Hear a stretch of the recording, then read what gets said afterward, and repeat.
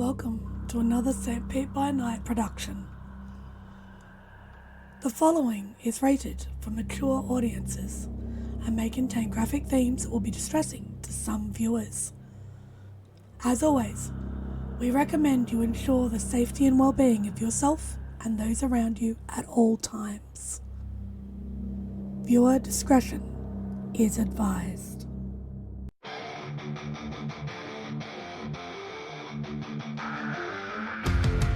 In the heart of night, we rise from shadows,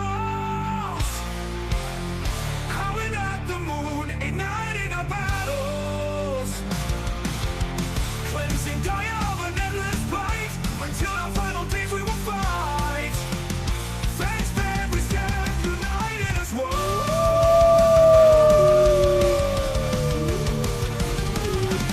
Evil spirits lurking with horror and dread. Little light leads us where the grave dare tread. Glory and honor, wisdom in our hand. Together we rise, take our final stand.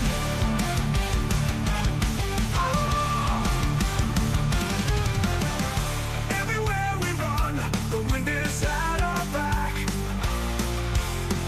All the warring forces we will track. From the depths of the ocean to the clouds in the sky, vampires tremble as we learn to fight. Rage across Tampa, in this fight we'll stay. Evil spirits lurking with horror and dread. Little light leads us where the grave dare tread. Glory and honor, wisdom in our hand. Together we rise, take our final stand.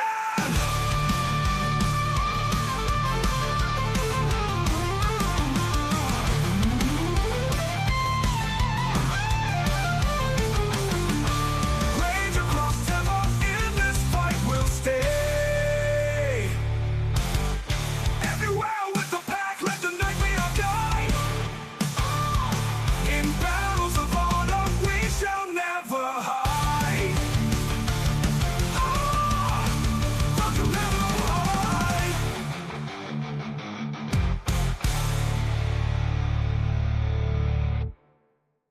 Good evening and welcome to the St. Pete by Night Entertainment Network. St. Petersburg by Night is a World of Darkness role-playing community originating in St. Petersburg, Florida. My name is Kent, also known as Kent on all social media, and I will be your storyteller tonight. It's Friday night, and you know what that means. It's time for Hounds, our Werewolf the Apocalypse 5th edition chronicle set in Tampa Bay, Florida, where a pack of young guru have traveled from Michigan to assist the Sept of the Evening Star in combating the forces of the worm, both physical and spiritual. You can follow St. Pete by Night on all of the social media listed in the description down below, and you can join our community by following that Discord link where you could take part in one of the many activities we have running all month long. We are now offering for players to run or play in 20th anniversary or Chronicles of Darkness games as well, so head on over and join our community today. Now let's introduce our players. As you can see, we have a very full boat today, so players, go ahead and introduce yourselves if you please. Hi everyone, I'm all the way over here now. I'm Nikki, and I'll be playing Delphine Gaia Speaker, the Silent Strider Theurge. Hello everyone, my name is Jay. No nonsense today, we got something to do, and I'll be playing Forged from Failures, the Bonar Ruin. Hi, I'm Nevers, and I play the Sept's favorite to rag and bash on, Gwyn Kelly, the Rag and Bash Children of Gaia. Hey everyone, my name is Ben, and I'll be playing Raymond Gorn, the Ghost Council Philodox. Howdy, hello, Internet. My name is Echo, and tonight I will be playing Will-O-Wisp, the Galliard of the Children of Gaia. Hi, everybody. I'm Champ Champagne, some other obscure nickname that I can't think of today because I didn't prepare. And I will be playing Aspen Wise, Philodox of the Silverfangs. Hi everybody, I'm Nori. I'll be playing Malicious Jester, the Galliard of the Black Furies. Hey everybody, I'm Preston. I play Jason Thorn, Theurge of the Bonar. Howdy do. How are all of you? My name is Nick. I'll be playing Izzy, aka Entwines Smiles with Claws, the Arun Child of Gaia. It is indeed a very special episode of Hellhounds today, as we have both the casts of Hellhounds and Rage in attendance for the memorial of Juniper commune. But before we get to all of that, let's get everyone caught up as to how we got here. Last week, we saw a gathering of the Galliards as Willow and Jester got together in preparation for this memorial, but also to just kind of talk about Galliard business in general. Willow learned some very helpful lessons from the Elder Galliard, and how those will come into play, we will just have to wait and see. Forged then went to therapy with Heather and got a little bit of insight and guidance on how to deal with the loss of Juniper and also how to move forward when dealing with asshole coworkers. Again, whether they choose to take any of that guidance and put it into practice, we'll have to wait and see. And then after that, Delphine and Jordan went on the pre-agreed date and actually ended up having an enjoyable conversation and time as that relationship starts to grow and those walls start to get torn down. Who knows what may spring up. And then after that, we saw Quinn and Terrence go for a patrol of Ebor. Quinn having some time to vent out their frustrations with the Sept, with the city, and everything involved in their past 6 months. Terrence gave some helpful words of wisdom, but mostly was there as a listening ear before scouting out the castle, one of the pre-arranged, agreed-upon locations in the control of the vampires. But just because it's in the control of them doesn't mean it shouldn't be watched over. And then finally, we saw Raymond meet with Aspen and Jester to discuss their issue with a certain worm spirit that seems to have marked them and has been hovering in the periphery. After going over some dreams that Raymond had, they ended up discovering that that very worm spirit was possessing the Silverfang Matthias Morningkill, and that it would be up to Raymond to remedy this issue for himself and for Matthias to see it all finally put to rest. That brings us to this week, and we start our scene at the memorial. Saying goodbye is one of the most difficult things a guru has to do.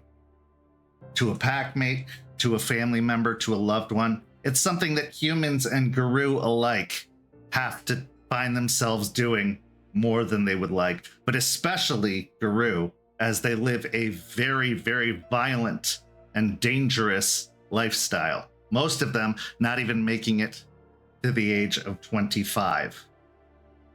Unfortunately, our story tonight begins with such a tale as Juniper commune, Ragabash of the Black Furies, died up in Michigan, saving both Forged and his son from a certain death at the hands of the Black Spiral Dancers.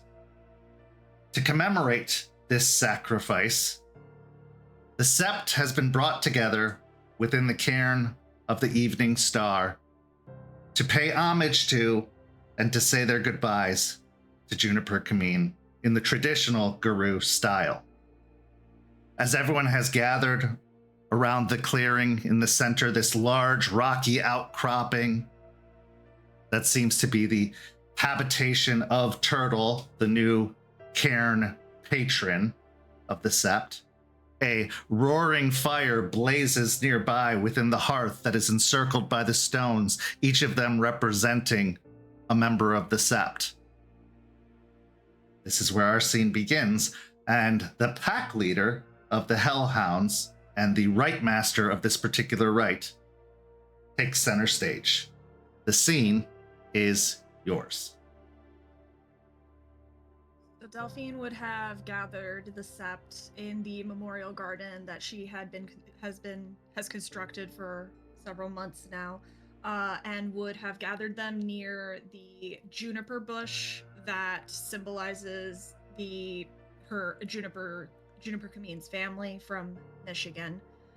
Beside it now sits a dug up area where there is a small shrub that will one day grow to be hydrangeas. The pit the plant is sitting in is not fully filled yet, but it is currently marked with stones, some objects. Her Juniper's axe is there, as well as some owl feathers, and a headstone that was designed by our Philodox. Ben, if you would like to describe it. So the headstone that Ray made Near the top of it has her tribe symbol, Black Fury, Auspice, Ragabash. Right below it is the symbol of her favorite band, one that she wore very often with various t-shirts of Sleep Token. Below all that, her name, Juniper, Echoes of Fury, commune. And then below that, there's a single sentence that says, "She didn't take shit from no one." And then outlining the entire headstone is juniper flowers. As they gather around this place, Delphine will begin the rite with some words. We stand here tonight as we were meant to be, and feel this truth that we are not as we were just a few short weeks ago. There is a space among us that should be filled, a voice that should answer when called, a step that should fall in rhythm with ours. Juniper. She ran with us, she laughed with us, she fought beside us. She was ours, not just another warrior for Gaia, but a member of this Sept, this pack, and a member of this family. And family was everything to her. She believed in it, she fought for it, and she held onto it, even when it was difficult, even when it hurt herself or others. Every decision Juniper ever made was with family in mind. And in the end, she chose it one last time. She made the ultimate sacrifice so that Forged from Failures might live, and so that his son might still have a father and a future. There is no glory that can soften this truth, and no story that can make it hurt any less. But that sacrifice does not end here, because it lives on in every step we take without her. It lives on in the lives that she protected. It lives on in the bonds that she made with every single one of us. So tonight we will speak her name. We will howl her truth. We will say who she really was. Stubborn, fierce, wild, and real. We will remember her not for how she died, but how she lived among us. Because the spirit only truly dies if there is no one left to remember it. So let the spirits hear us. Let Gaia bear witness. And let this experience be carved into us as surely as any scar. Because Juniper is not gone while we remember her. She is not lost while we carry her spirit with us. And we will carry it together because that is what she would have wanted. She holds a braid of hair that she unfortunately was only able to recover from a brush left behind, and sets it in the hole with the roots, near the roots of the hydrangea bush. And then she'll look to Willow. Willow has worked tirelessly the past several weeks to write a story and sing a song. Howl, really. To tell us the story of Juniper commune. If you wouldn't mind speaking it now. Yes, yeah. Now, fair warning, this is my first song I will sing in any fancy pants capacity. So, I just keep that in mind, please. Thank you. Okay. And they sort of like puff out their chests a little bit and sort of shoulders back, holding the bouquet of sunflowers they brought in tribute. We gather beneath the watching sky, under the eyes of Gaia and Luna, to remember one who ran with us, who fought beside us, and one who gave everything so that others might still draw breath. Juniper was kind, rash, and headstrong. She was a child of a loving family who was taken from her too soon. She was sent down from hell as a punishment, but as she grew with these fellow packmates, she grew to love them like the family she once held so dear. When the choice was made to go back and rescue the lost child of Forged from Failure, she was an obvious choice to go. In that final moment, she did what all Geru are called to do, but so few truly achieve.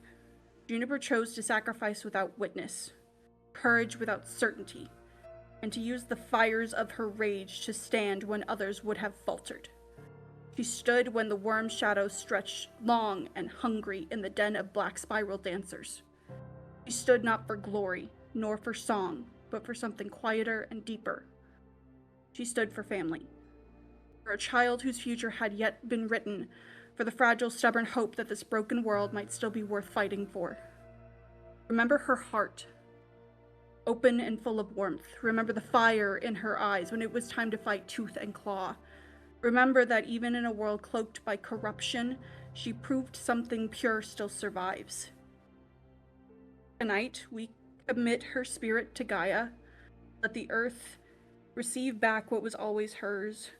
Let the wind carry Juniper's name, let the spirits remember her. And let us who still walk carry her story forward, not as a loss, but as a promise that we will stand as Juniper stood, that we will fight as Juniper fought, and that when darkness comes, and it will, we will summon the strength of the one who burned for those she loved, and we will remember the one who did not run. We mourn them as we must, but the howl of grief is sacred. Let it rise, but do not let it be the only song we sing for her. And Willow will breathe, throw in the bouquet of just sunflowers, and then we'll shift into Lupus and give the most mournful, pained howl that like almost cuts out because you can almost hear the throat choking from trying to push back sobs, and just howls out loud and proud. As the howl seems like it's going to falter or die off, another howl joins in chorus with it as stakes her claim, still in her lupus form. One good eye, the other completely ruined, arches her neck up and joins the call.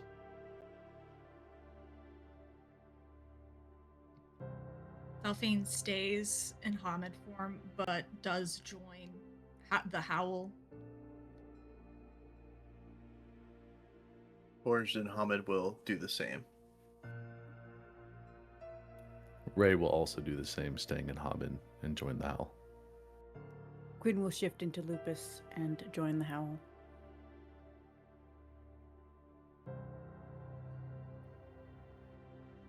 Izzy will accentuate with a very solemn clap and a sort of like high-pitched whistle. Aspen, in solidarity for Stakes, will shift into Lupus near Stakes and howl as well. Jester will shift into Lupus and join the howl. Jace will also drop down into Lupus and join the howl. As the song rings out, echoing off of the trees, off of the rich, fertile grass, it raises up to the skies, to Luna, to the stars up above,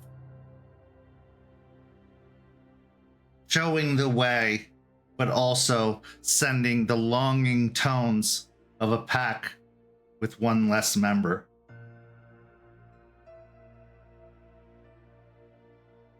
Finally, the tones start to die off, one after the next, after the next. But the sound lingers just a little bit longer. Holding on, holding out. Mourning. Before finally fading away.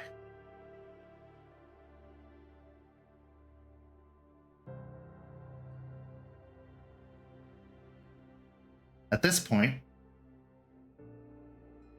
a sound contrary to the sounds of howls rings out as a rattling and hissing noise comes from behind the large rocky outcropping in the center. Eventually uncoiling from behind the stone a large, almost terrifying woman appears. But not just a woman, as her body turns into the snake form at the bottom and her hair splays outwards. A series of snakes hissing, snapping, and biting.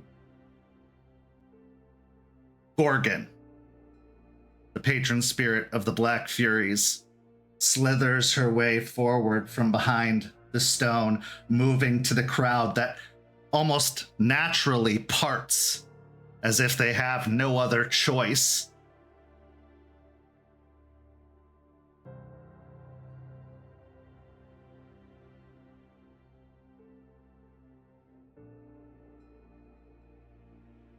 Oh, Juniper, Juniper, Juniper.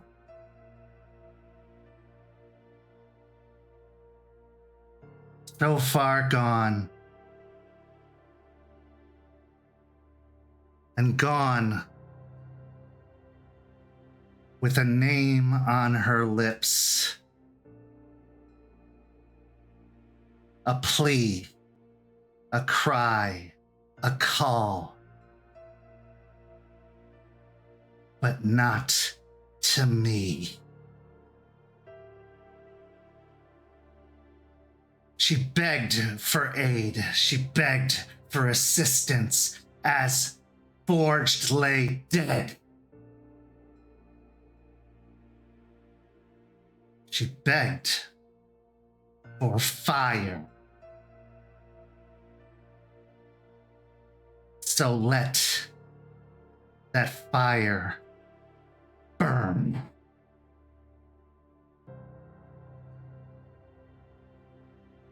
At this point, Gorgon slithers up to the stone and reaches out, smashing the top half off, cutting her symbol from the stone altogether.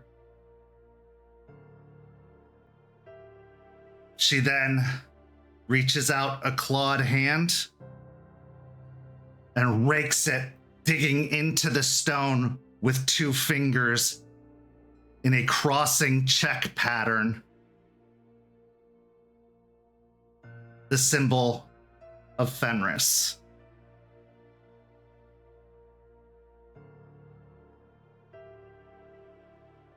Let that be a reminder to all of you what you get when you ask for the wrong kind of money.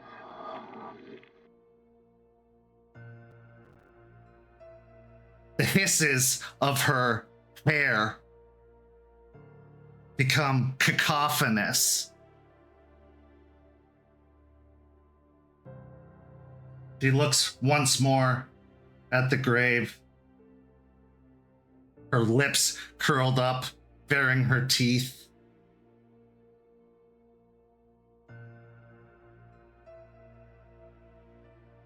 Enjoy your mourning before he comes for you too.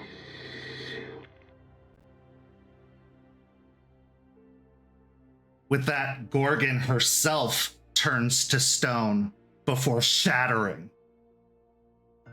leaving nothing in its wake.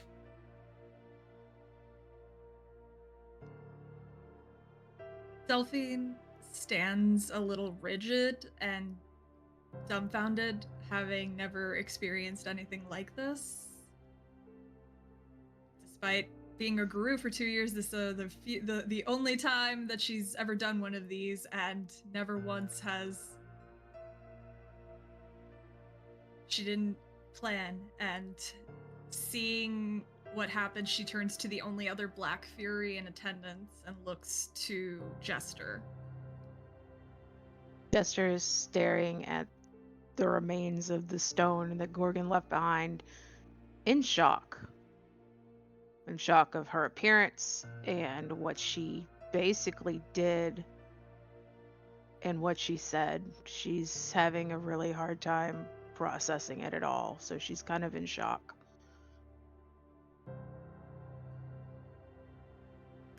Aspen will step forward and put a hand on Jester's shoulder.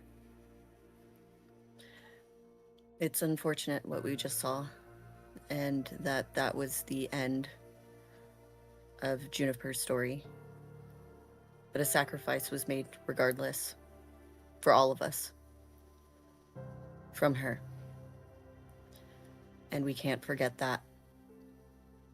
The spirits should be respected, and Gorgon has her reasons. But we're here to mourn. So let's continue to do that. And she'll walk up to Delphine and smile at her and kind of brush her shoulder as well. Delphine nods and just gives a sad look at the tombstone that Ray had worked so hard on, and just sighs before speaking. Where we came from,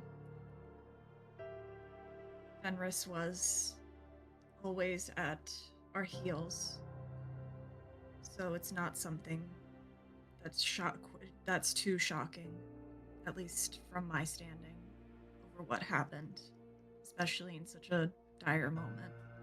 But it does, like Jasmine said, it doesn't change why we're here and what we've come to do. So I'd ask those of us who were close to her, those of us who knew her, those of her who ran with her, to speak and to say your farewell, to tell a story, anything, really, to give an offering in honor of Juniper, because we will continue to honor her despite what just happened. And she'll look to Willow. Willow, your story was lovely and spoke volumes of everything Juniper did with her life, despite how short it was. And we thank you for it. She'll look to Quinn. Quinn, I know you didn't know her long, but did you want to say anything? I do not want to say anything, but there is something I would like to do. Absolutely. Is there any paint or anything around that Quinn could use? I think you could probably find some, yeah. Maybe over by the workshop. Sure. Quinn will take whatever color paint there is, and he is going to, on the tombstone, paint over what Gorgon did, the glyph of spirit. Okay. Go ahead and roll me we'll go intelligence and craft.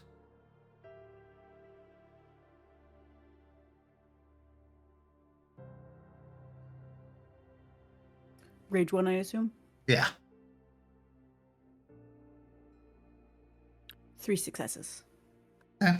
It's a fairly accurate glyph of spirit overlaying the haphazardly carved in symbol of Fenris.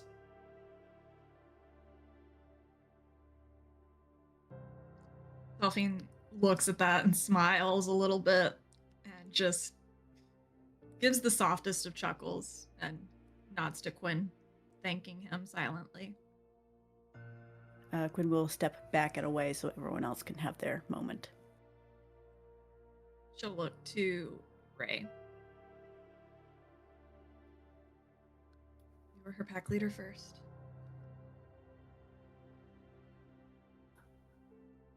At that, Ray will let out a light chuckle and walk forward, walking up to the headstone, kind of putting his hand on it after it was broken and staring at it for a few seconds, and then turning around and facing everyone. The first time I met Juniper wasn't actually when Stakes introduced her to us. I actually met her a few times around Hell when her family was there on a vacation. And for some reason, everywhere I was going, fulfilling a task or shopping, Juniper was there. And it was very weird happenstance. But Juniper's immediate reaction after the third time was to come up to me, tell me to fuck off, and punch me in the face. And I think that embodies Juniper very well. I'm not saying that it's a bad thing to be like that, to confront something that you perceive to be bad, confront it head on and with assertion. Juniper was very emotional, very headstrong, and very rash in decisions. But that emotion that she felt ended up spreading to affection towards everyone in the pack. And that headstrong that she was ended up allowing her to confront us when we were wrong and confront us when something needed to be called out. And that rashness that was there,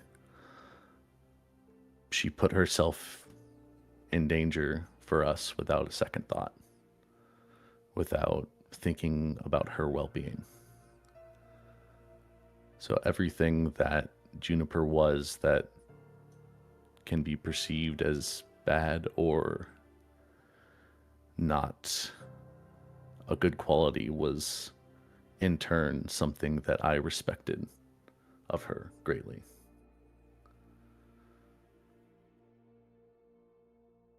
Near the end, I didn't talk a lot with Juniper, and the last conversation I had with her was right before her and Forge went up to hell. And I stated my worry, I stated my fear for them going up, and she let me know not to worry, not to fear for their job that they were doing. And that gave me peace, at least a little bit. It's sad that that fear was placed, and it's sad that we lost her. But I'll always remember that Juniper was one of the first in the pack to confront me and call me out in a lot of ways. And it forced me to change in a lot of ways too, even if I didn't want to at the time. So I will respect her till the day that I die, and the day that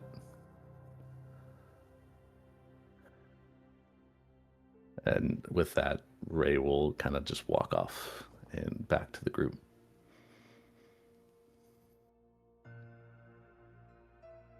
Delphine nods to Ray and will then look to Forged and just give him a sad look before nodding to him, gesturing for him to speak next. Forge will walk up to the pit, kind of stare in it for a moment. He's holding on tightly to a shattered piece of the Hell Moonstone bridge that he put a little bit of his blood on and marked it with it as he stares into the pit, thinking about the sacrifice Juniper had to make, who she had to call upon in her moment of desperation. He'll take a deep breath, recompose himself, and leave it by the side and turn around. Me and Juniper, no secret that we really didn't get along. We fought quite a lot, both then verbally, then calling each other to death. And I respected that about her, that she was always willing to throw down and to fight for the shit that she believed in, for what she thought was right. And she wasn't afraid of what might happen if she does that. And that fearlessness, I envied it. I wish that I could be that fearless, but he sighs and looks down, kind of shaking his head a little bit. Point being, even though I was a complete ass and she confronted me on it many, many times, she still helped me out a lot. Even in hell, she helped me, even with making a sandwich, something simple as that. And we came down here, I could tell that she started to care more about us, and she really did want us to improve and become better people, better guru. She is one of the best fighters I've ever seen. The way she's taken down those fungus zombies, those giant weird fungus ogre things, the multiple arms, she tore into that, and I'm just amazed. I've never seen someone move like that before, and she was one of the best fighters that we had. And when we went up to Michigan to get my kid, I had utmost faith in her, utmost trust. I knew that she would have my back no matter what, and she showed that. She proved that she had more honor than I gave her credit for. And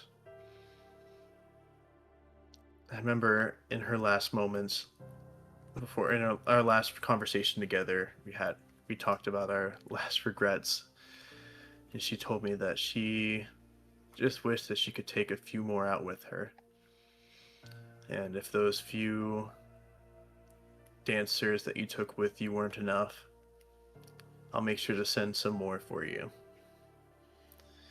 As Forge will take a deep breath, give a nod to the pit, and walk away. Delphine will smile at him and then take a deep breath.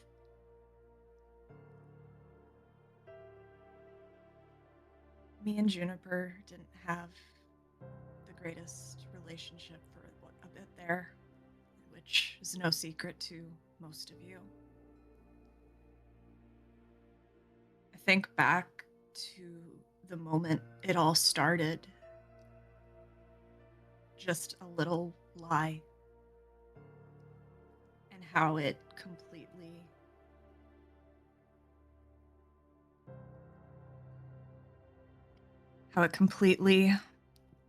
changed the course of our relationship.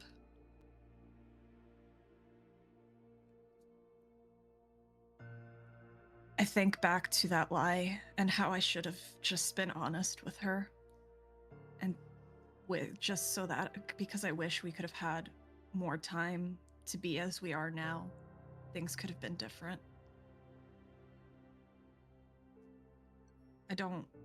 But even knowing everything that came after the lie, when Charles literally put me in a collar and leash, she was the first to call him out and defend me. When we were being ganged up on by leeches, she was there to help fight alongside us all. I was tied to something so traumatizing and terrible for her, but she still did what she was meant to do and fight alongside her pack, no matter who they were.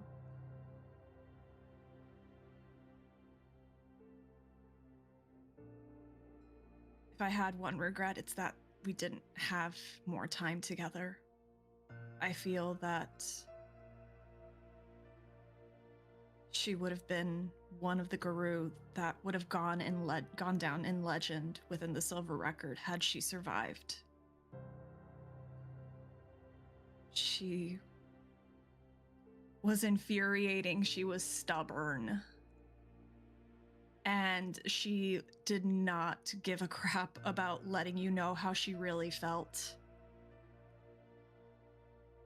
Every single one of us in this pack had been in a verbal argument with Juniper. And every single one of us is going to likely miss terribly not being able to do that ever again.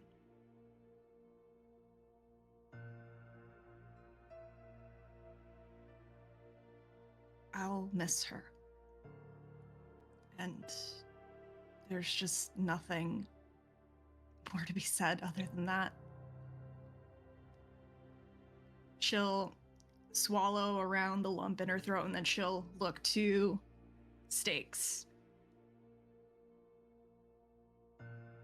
Stakes looks apprehensive at first before changing into Hamid form and approaching the now partially broken tombstone. She'll lean over and pick up the shattered pieces and place them on top of the tombstone before turning back to everyone and saying, "When I found Juniper, she had already given up the fight before she even knew what the fight was or what was going to be asked of her. In fact, for the first few months after her change, it seemed like she was fighting for nothing at all. That she had still stayed in that mound of snow, buried, dying.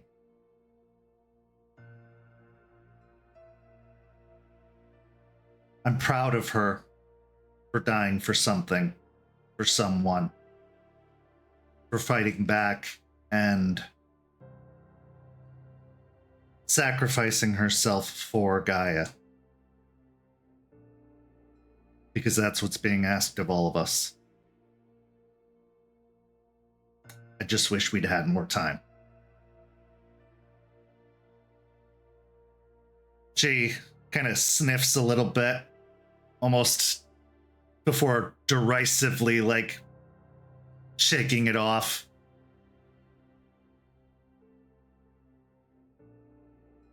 "Goodbye, pup." And she kisses the tips of her fingers and presses it to the gravestone. And instead of returning to the group, she turns into Lupus and moves into the woods.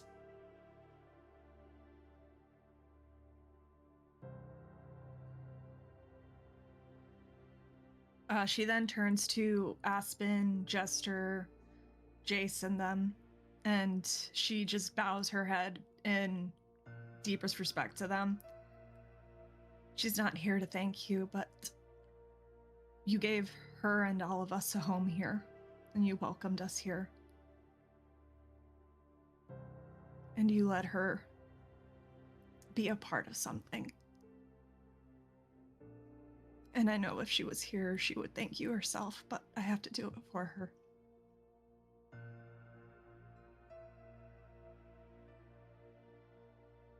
Aspen will nod and smile to the group. Jester nods, sadly. Still a little shaken. Jace will stand there rubbing his hands, uncomfortable with the whole situation, but nod to everyone a little bit of confidence.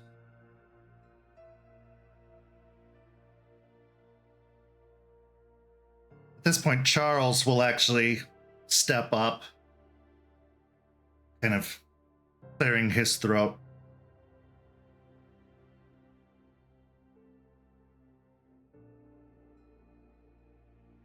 A sacrifice like this is easy to take for granted. It's easy to forget what it symbolizes and what it means. But it should also be taken as a warning. The stronger you get, the more gifts you gain access to. It's easy to become overconfident. But remember, danger is always within our reach. Juniper knew that. So should we all. The best way you can honor her is by living, fighting, protecting one another.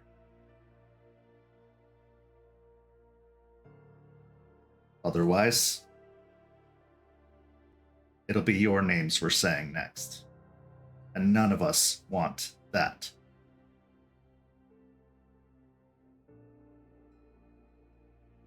He steps around in front of the grave and then clenches his fist and puts it over his heart, crossing his chest in almost like a salute, before returning and stepping next to Jester.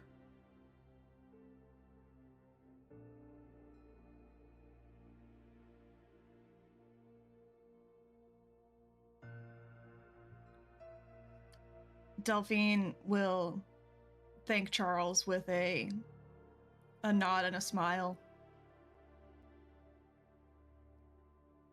And then she'll take a deep breath. Juniper, run now where we cannot follow, rest where we cannot reach. But know this, you are remembered, you are carried, and you are still a part of this pack. This Rite may be over, but your story is not.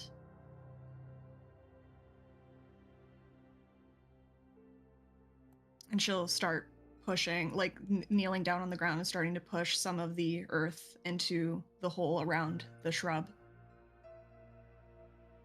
Forge will come up next to Delphine to help. One part, the physical labor, but then the other, just trying to be hopefully a comforting presence nearby to help with this emotional burden, emotional toll. As he's doing so, he'll say kind of a little more quietly, Delphine can hear.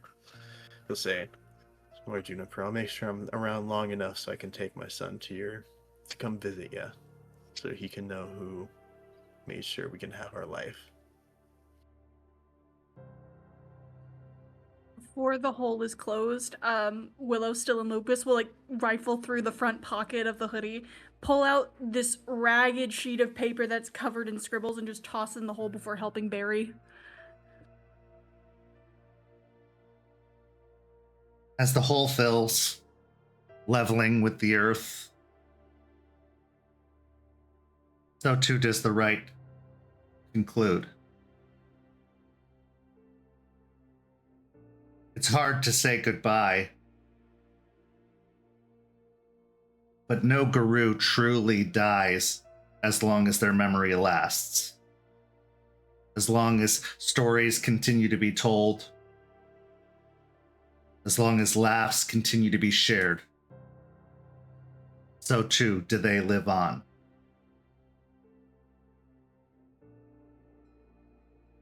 We now move on to our next scene. Our next scene begins the following afternoon. The cairn is warmed by the sun's light.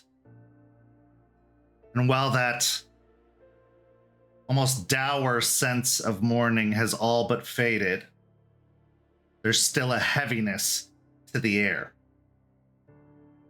Now, we move on. We press forward. Because there is no other choice.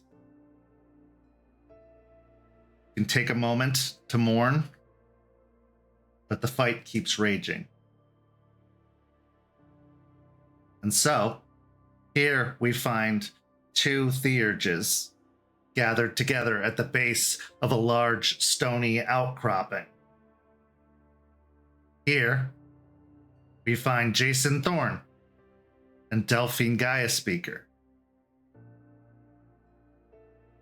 sharing wisdom, sharing knowledge, and making an introduction. The scene is yours.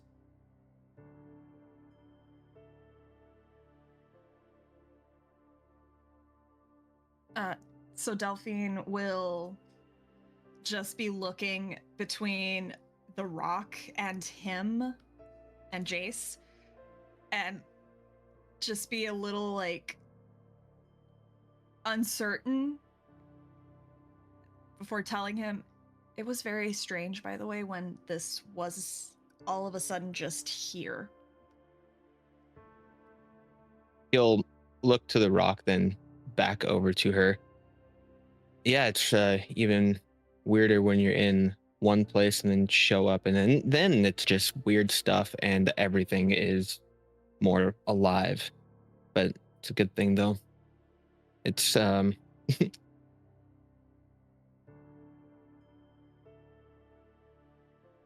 glad that it happened the way it did. The progress here is the growth is a step forward. I mean, you guys did something that the whole nation couldn't do. And he's physically here. And now we have to... She just stops and looks at him. I don't even know how do we help him? What do we do? What's next for him? He'll look at her and then back to the rock again, and then her. Well, Delphine, when you have questions about spirits, what's the best way to find things out? By talking to them. There you go. Have you spoken with them at all? She shook her head. She shakes her head immediately. He's been away so long that I didn't want to bother him. I thought he'd still be recovering from it all, and then everything happened with the cairn, getting the new cairn set up, and then Juniper's Rite, and I haven't had a chance. And I figured, she just gestures to him. I figured that coming to you first, since he seems more familiar with you. He'll nod his head a few times. Well, first I want to say that the ceremony, the rite that you performed, was very well done. I'm very impressed. Yeah, there was a lot of heart that you put into that. And I know that she appreciates it.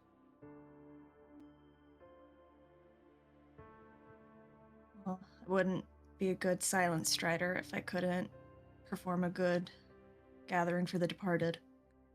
It's fair. And as far as talking with Turtle, yes, they've been gone for a long time, and the recovery process, but with spirits, time is relative. But if you'd like to speak with Turtle and you want me here to help you with that, I'm gladly willing to stay and let you do that.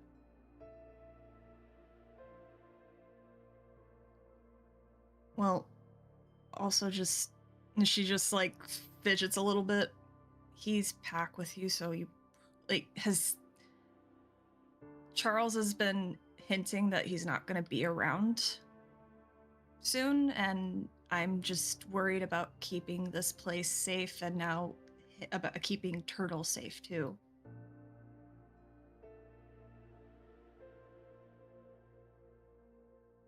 He'll pause. What concerns you the most about them leaving? We're stronger with him. I think it's always concerning. It would be concerning if any of you guys leave. When you guys left, when 4 of you left, 5 actually, for just a few days, I was constantly worried about keeping this place safe, about keeping everyone safe.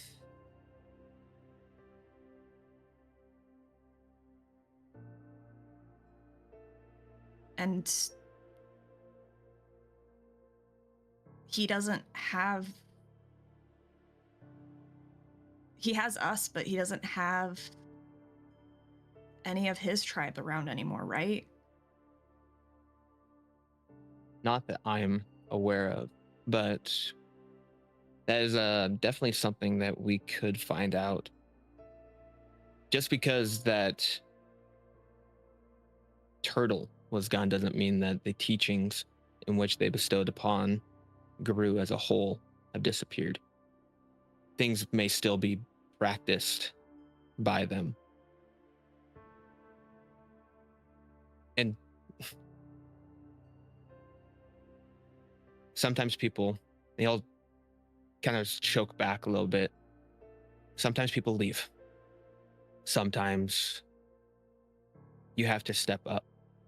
And you're not unaccustomed with that. You didn't get to the position you are just walking down here. You earned it, and you are stepping up, and you are leading. Your fears are justified, though. People that are in a position like the rest of us, and then someone goes, people have to take up that mantle. And you're doing the job.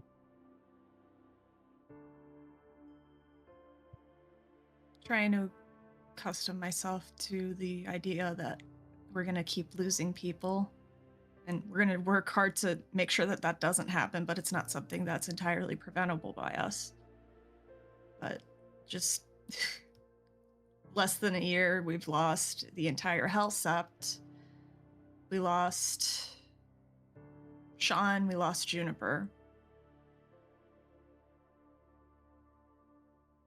And she looks at Turtle. Want to just focus on trying to make sure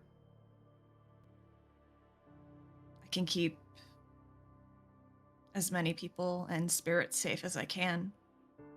I bound myself to here. This is his place. He's the Cairn patron. I want to make sure I do right by my moon, by our nation, by me. Jason, even though she didn't say it, your mind automatically filled it in. Because of that list of fallen, there's another group as well. Your old Sept. As far as you know, all of them eliminated, except for maybe one, the betrayer. But she didn't need to say it for the sentiment to be there. This has been a very difficult year for the Guru. And somehow, it feels like just the beginning.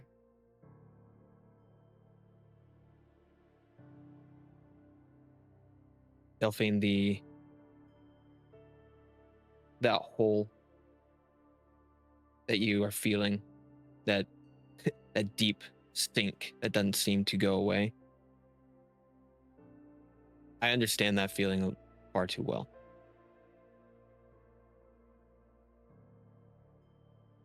One of the sadder moments is when I found out what had happened up there is I was going to go do something very dumb that would have gotten me killed. And that would have ended up impacting this place even further. I got through it because of the people here. That void that sits there, you need to fill it with people that help motivate you, push you, give you drive to excel to something. It sounds like you have goals and aspirations for this place, and that you do you feel like you have that here, that you have people that can help you, that can push you forward? She thinks for a long moment, and she visualizes several people. She visualizes her pack. She visualizes the leadership, and she visualizes even like Eliza and everything. And she'll nod. Yeah, I do think that everyone here helps push me and support me. Good.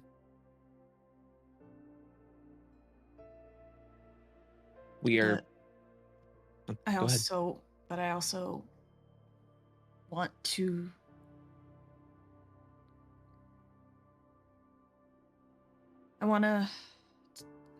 It's dumb, but I want to be the one doing most of the supporting.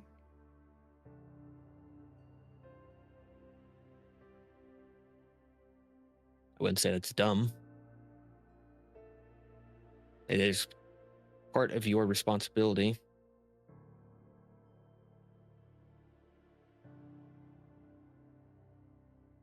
What support do you feel like you're needing, though? Is there anything that is lacking?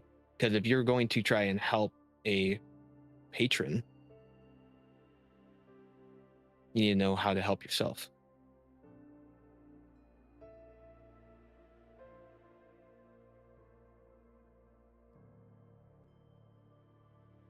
Sometimes I worry I let my grief get to me too much.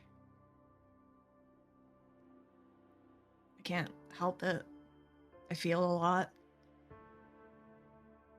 I'm trying to keep a tighter grip on it, but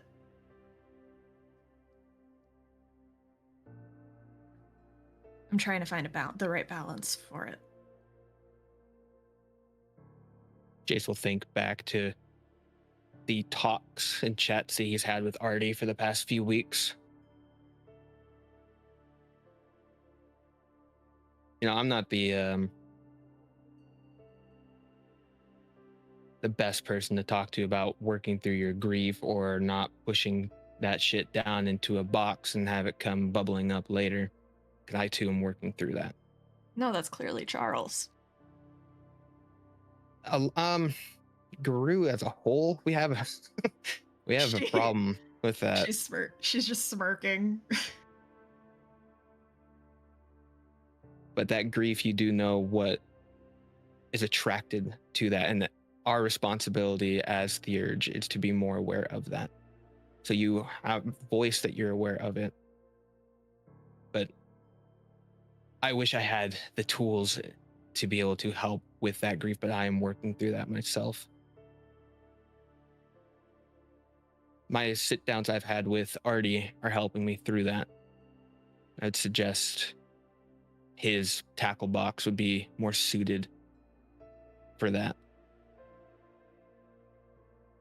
She pauses and then just gives a little bit of a nod because she does talk to Artie on a weekly basis, but she doesn't advertise what happens before those talks, but she'll nod to him. Yeah, I make sure to try to talk to Artie when I can. Good. All right, but we're here to try and get answers from, and he'll look towards the large rock formation from Turtle. So Yes. I will broker. I will get you in contact with them. I will even sit by so you can have your conversation with him. He'll then grab her by the hand and walk up to the big rock. She'll go with him, and as she's being led, she's like rummaging through her little satchel that she has with her all the time now, and is just like getting everything that she's got in her purse ready, all the offerings that she was going to bring, that she's bringing to Turtle, because she's not the best theater sometimes and forgets to bring a gift, but she remembered to bring a gift this time.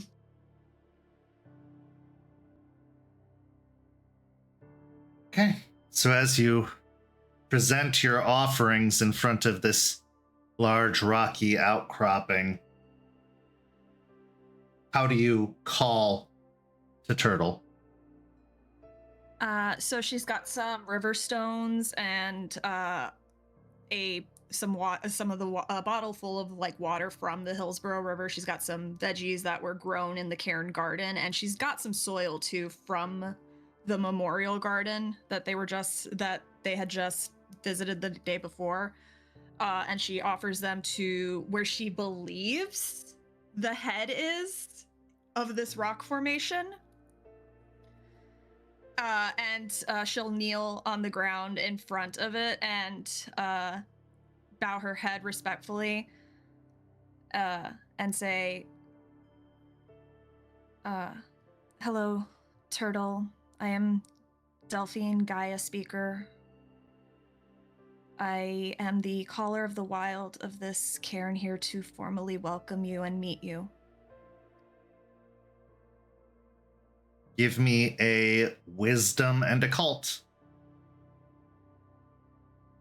That's better than I was hoping. That's better than what I thought I was going to get.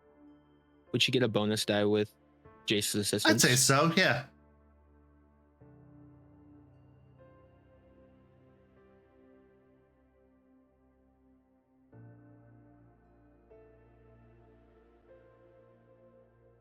Fun, real power. 2 successes. For several moments, there is no response. Nothing stirs. You wait, holding your breath, hoping for some kind of response, before one comes. The sound of a long, lingering yawn.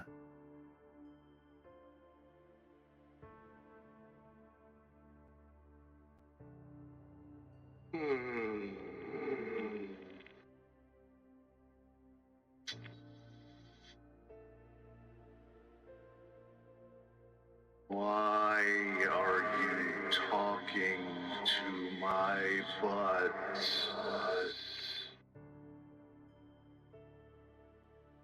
She stares, and then she looks at Jace, kind of just being like, you could have told me. This is your thing. I said I'd help you talk. I'm not sure if you wanted to talk to this end, and he'll start walking towards the other side. She gives him a little bit of, continues to just glare at him a little bit, but not in a vindictive way, and she'll just get up and move over to where his head would be. As you approach the other side, you see another smaller rock at the base of this large rocky outcropping, but this one has now spawned 2 glowing orbs in the form of eyes, and as it starts to shake off, the stone turns that color of green. A mouth breaks out across the rock and starts to open and close as it speaks. Even the shell, the larger rocky outcropping, seems to move up and down as if it's breathing. Apologies. I'm from the north and we don't have a lot of turtles up there.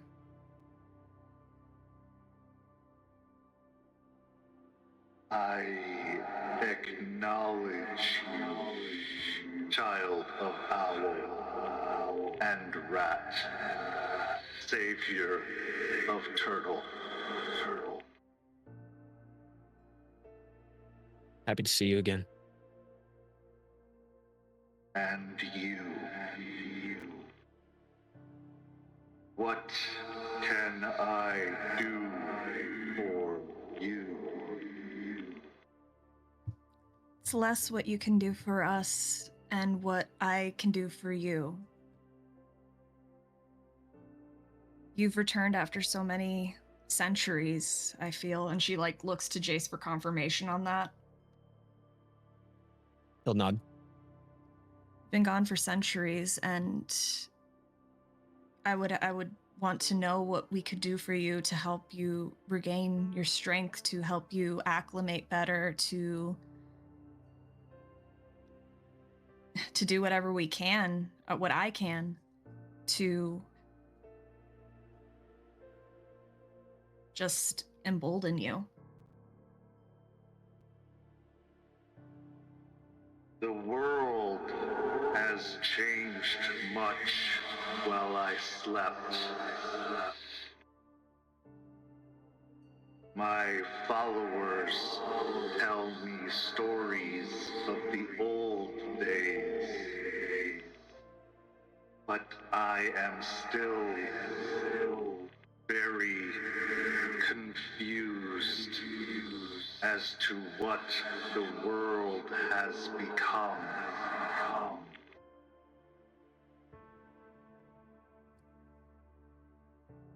I feel the ground cracked and broken.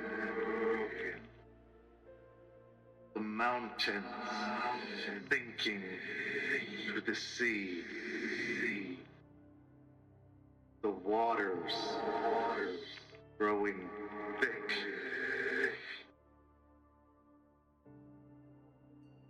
With thickness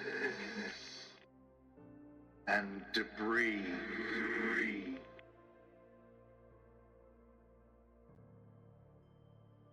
What has become of this new world? What has changed?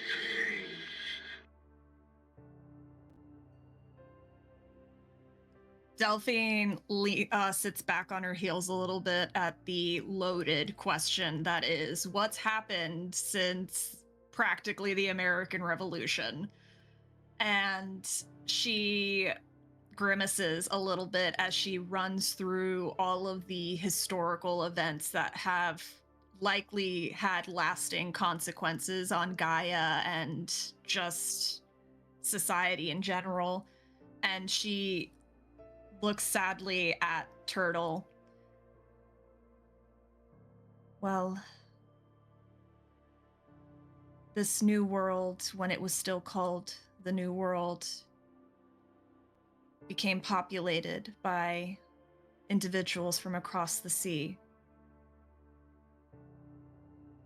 They rose in conflict with each other and their country of origin, creating war on this land, and then driving out those that once inhabited it, ending in something called the Trail of Tears, driving them as far west as possible until they could have been considered endangered by all accounts. Cultures, societies, all being destroyed by colonialism. War between factions, between ideals, and then industry coming in and starting to poison the ground with their factories, with the smoke, with the erosion. What they called progress ended up harming Gaia more than benefiting it. And now, as a result, we have less forests. Our oceans are full of trash. And the very atmosphere around Gaia that allows us to breathe and to live comfortably on this land is starting to burn away from all of the gases and climate change, politicians making more efforts to hurt it. Fewer of us every day trying to combat it. The big glowing eyes blink slowly a few times, and as they open again, a well of crystal clear tears starts to roll down its cheeks from its eyes.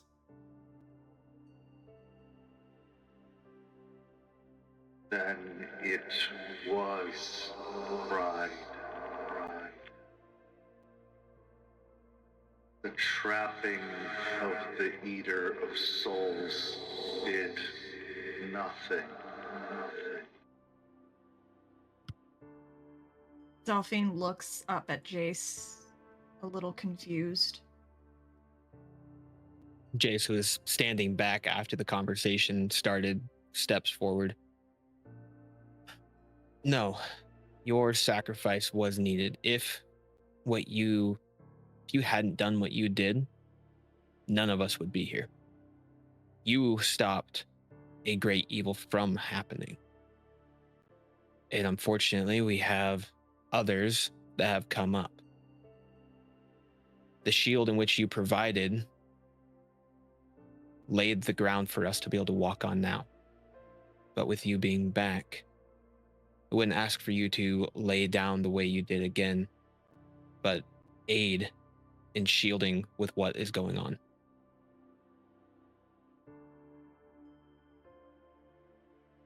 I have no children to direct, only memories.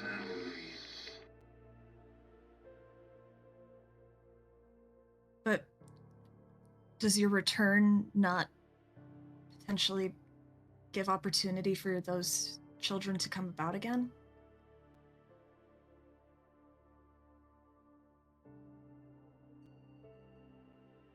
I don't know. The time I came from, Croatan were born, not made.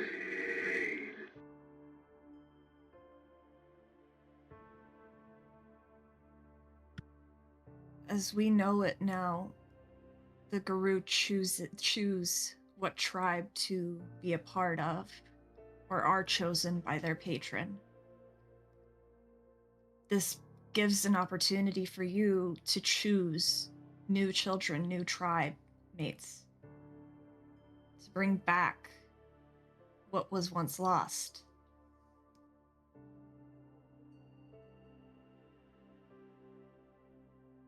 Bring back to what? War, devastation, decay.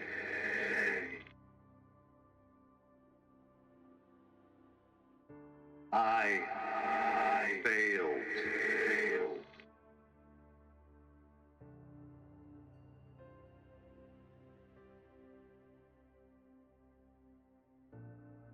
I don't think you failed. I think it's just that war is part of an endless cycle. And there's always going to be a fight to be had in this life that we live. The Geru have been fighting this war for longer than we have written in our spoken histories.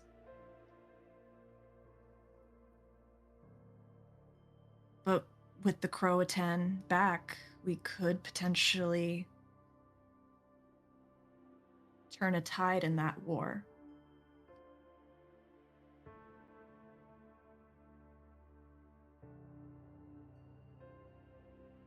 Go ahead and roll me a charisma and persuasion. I will allow you to take a die from Jace's contributions as well. So generous, thank you.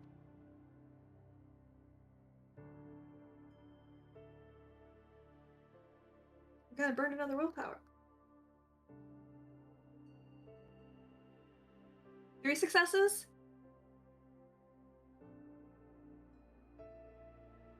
Turtle considers this for a moment.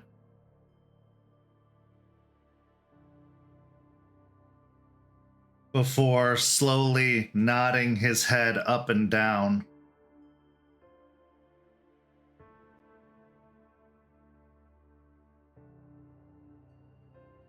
A war without end is merely just existence.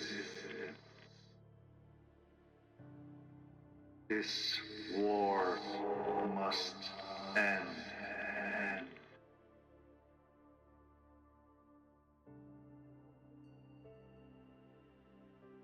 We're trying our best. We've made a home here in this cairn, this Sept. She looks to Jace, it's a little unorthodox compared to the rest of the nation. Putting it lightly. Nation? She blinks and then realizes he has no idea what the nation is. The Garu they've organized into a nation led by, right now, a Silverfang by the name of this is crafty forgetting, is it Jonah or Jonas Albrecht.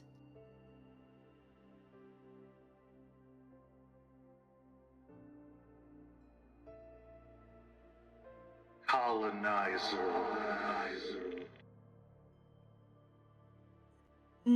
Descended of colonizers, yes.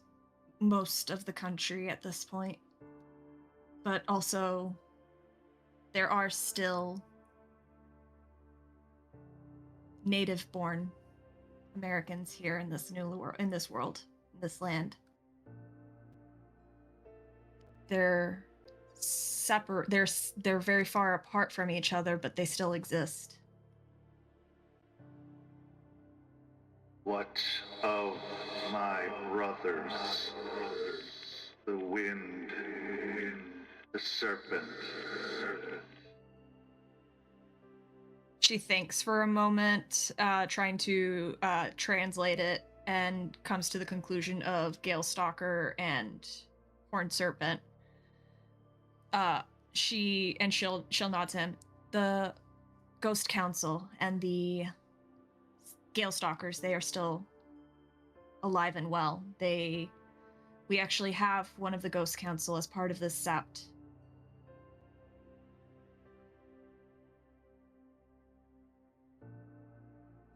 He nods his head up and down slowly a few more times before saying, Good. Then all is not lost.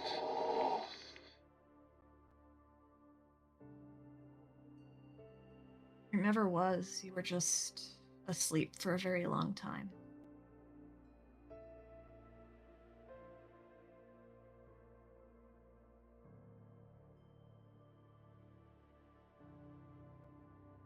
When you must sacrifice not just yourself, but all of your children. It is more difficult to be optimistic. Jace will step forward at that point.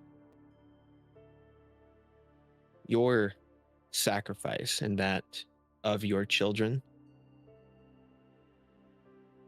We all owe a lot to that. And your brothers are still able to have those children because of what you did. And they are strong because of the sacrifice you made. And now that you are back, I'm sure that they'd be more than happy to see you once again.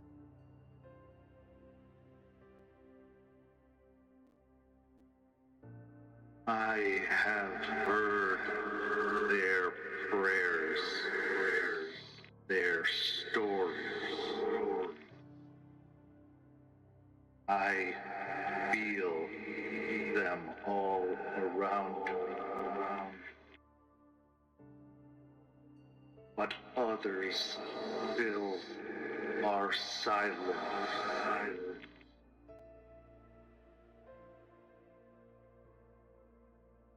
What do you mean?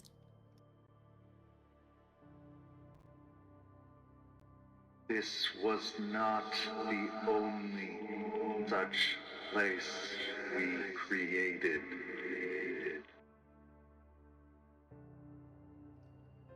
So the other cairns, you mean?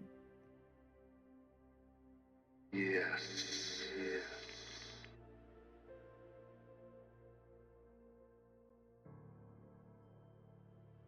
Is that what you need? For those cairns to come alive again? To hear their voices. They must awaken.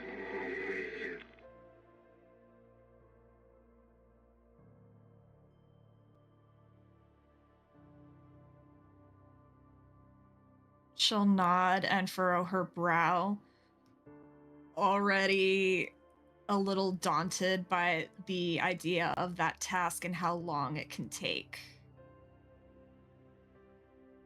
And she'll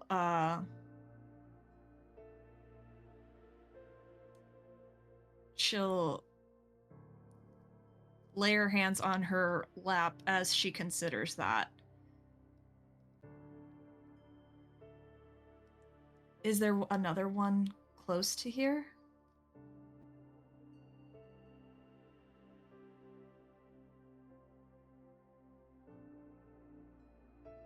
Distance is strange. In the Umbra, it may be near or far.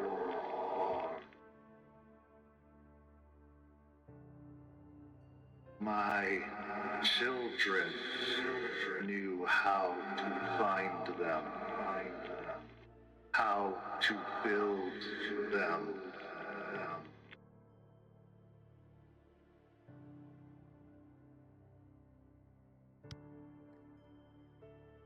Well, we have kin seekers in the Sept. Several talented ones. We could, as we find kin, perhaps you might find those among them who you would consider for to offer patronage to. Jace will lean down towards Delphine for a moment. We also have access to Croatan knowledge here at this cairn. We might be able to find out where these places are even without them being present. Yeah. We can do that for him while hopefully his tribe starts coming together again.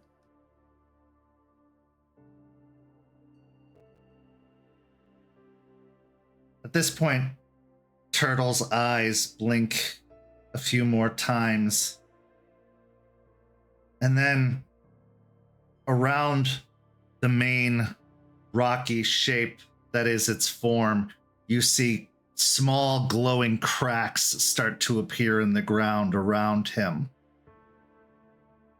stretching only about 3 or 4 feet outwards in every direction, almost like a tree taking root into the ground.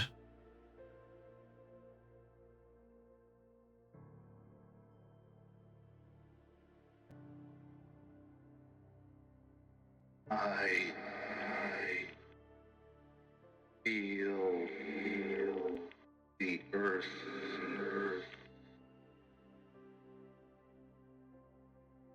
I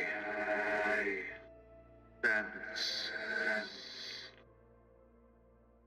the future.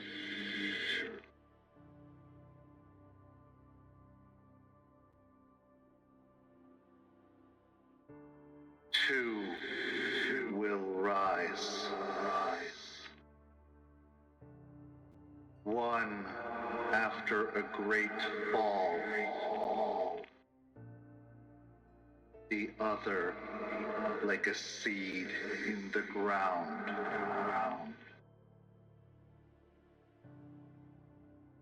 They will know the way.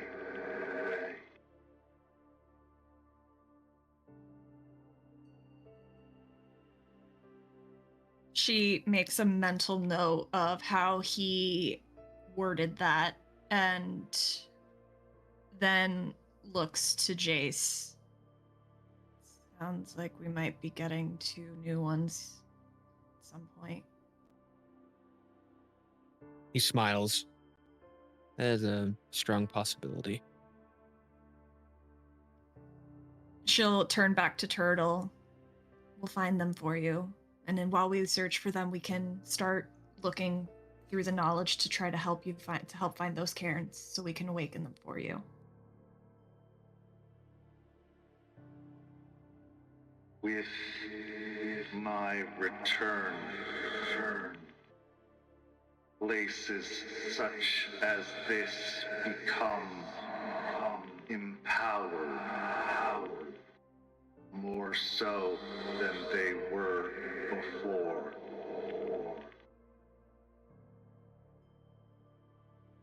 With every equinox, every solstice,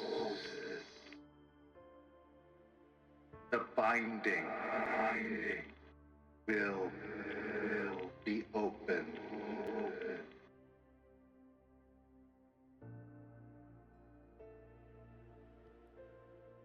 She looks, that's how we bound ourselves. That's when we bound ourselves, right? He'll nod to her.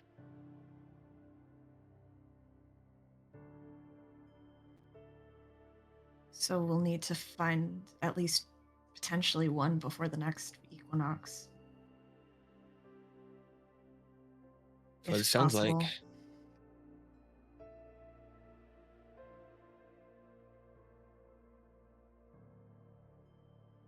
They will be able to transport themselves through the earth to these places.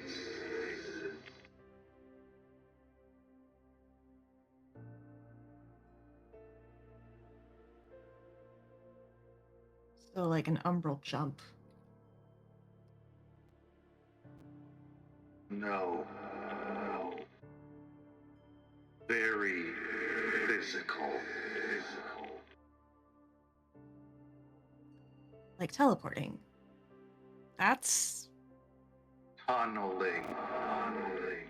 think of it like a subway. still, it's pretty like it. She's just It's it's a- like teleporting. It's a long distance to travel regardless. Does a groundhog teleport? Does a mole? Does an ant? No. But from someone who looks in a sky view, they're there one moment and they're somewhere else the next. Some build bridges to Luna. My children build bridges of Earth.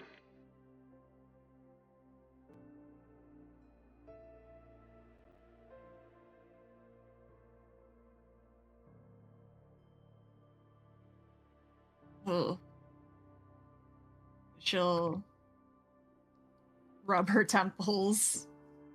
So, potentially finding 2 new Croatan and then finding these cairns. That's something we can do. That's within our capabilities.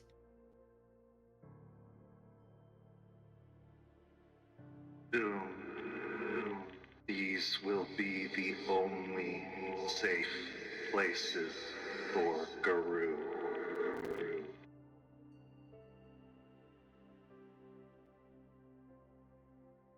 Well, isn't that some shit? Okay. Willow That's really heavy. Willow did have a vision. She said from Ember, she said something about it being like past, present, and future. And the future one was like a black shadow following a van that's from the hell area. I can only imagine. And then Aaron's warning from Forged. They're gonna come at some point. Who knows if they might attack other Septs on the way. Or if they already have. Not exactly in the know with a lot of them.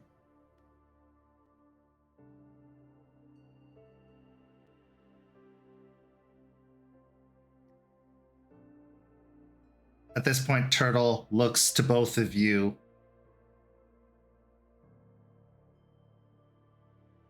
You who speak with spirits, who guide, who nurture. You must take my children to the last resting place of my tribe.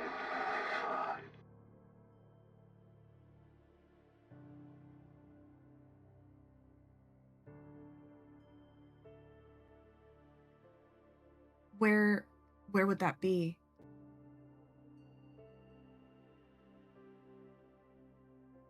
You hear the crumbling of the earth and the veins that have broken out around it start to grow brighter once more as its eyes also start to grow brighter.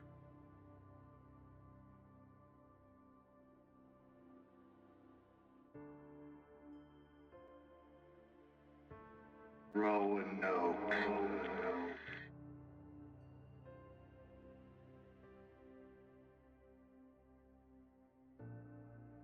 I know where that is. Like, just general knowledge of the United States. Would I know where that is? Generally, it's in the northeast.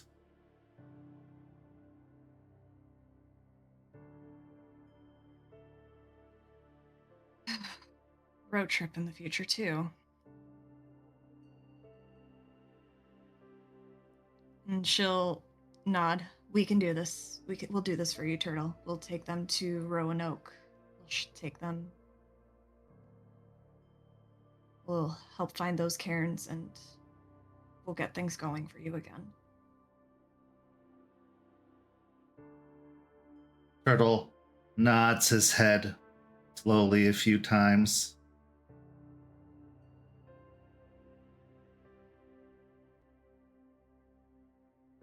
Is there anything else you wish to ask?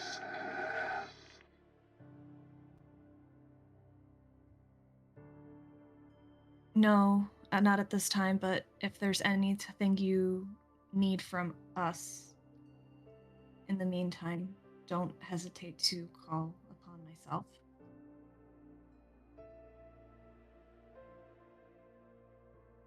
Too often, the Guru believe themselves to be the sword.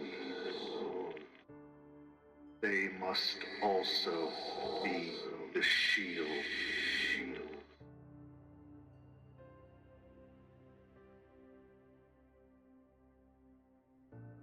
That's definitely what I want to try to do here. Turtle bobs his head a few more times before laying it back upon the ground, the eyes blinking slowly a few times before closing, the green of the skin fading into a dull gray, the cracks in the ground closing, the glow fading, until all that remains is a boulder with rocks around the base, 1 for the head, 4 for the feet, and 1 for the tail.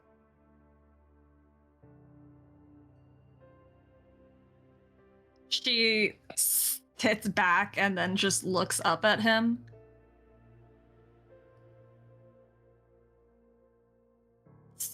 We got a lot of work to do. Yeah, you do. Yeah, oh, fuck you. I will help where I can with this. But you are the one that went and talked to him about this, and he talked to you. Okay, about it, yes, not I me. know.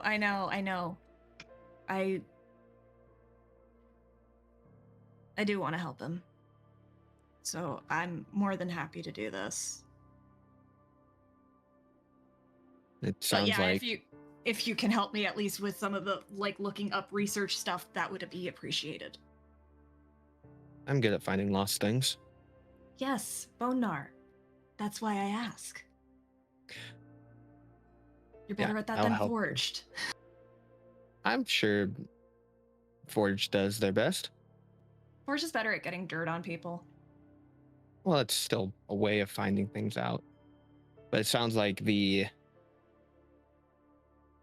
upcoming new ones are going to have an effect on things on a much larger scale. So of course I'll help you. We gotta tell the kin seekers too, so they can keep an eye out. Be sure to let the boss lady know. If you want to let yours know. Stakes and Quinn will know as soon as I can reach them. So as the conversation comes to a close and the two of you go your separate ways, what's going through your mind after these words from Turtle? Jace, we'll start with you, then Delphine. Jace, one, he's very impressed with the conversation. Delphine did well with giving respect to Turtle and giving Turtle time to speak. With Turtle, the way that they articulate, it can be hard to not just jump in. So her patience with him, he's very happy with. With the warnings Turtle gave and the ever-growing smorgasbord of things that need to be done for the Guru, it keeps adding on. He's trying to figure out where within this spiraling disc of things to do, he needs to place this Croatan issue. Is it something that can be on the back burner, or is it something upcoming? With time being ever relative, it's hard to say, especially with Turtle being so out of time. So he's trying to process that aspect. And Delphine. She's very pensive about everything that's going on. She was a little thrown back at just the knowledge of how long he was gone. Like seeing it, like saying centuries is one thing, but then having to recount everything to Turtle was kind of heartbreaking for her, because it is just such jarring information, and she tries to picture a world that he knew, comparing it to now, and it must just, she can understand why he felt like his sacrifice meant nothing in the grand scheme of things. But she appreciates Jace having been there, because he was right.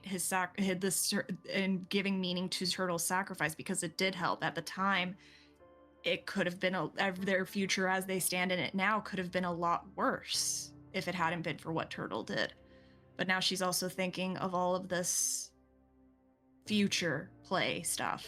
She's thinking about potentially 2 new Croatan coming in, and a tribe coming back from nothing, and them having to help guide these 2. And going out of their Sept, out of Florida, makes her nervous because she just has this mentality now, and she can't help it, that every time someone leaves, it can only mean bad things.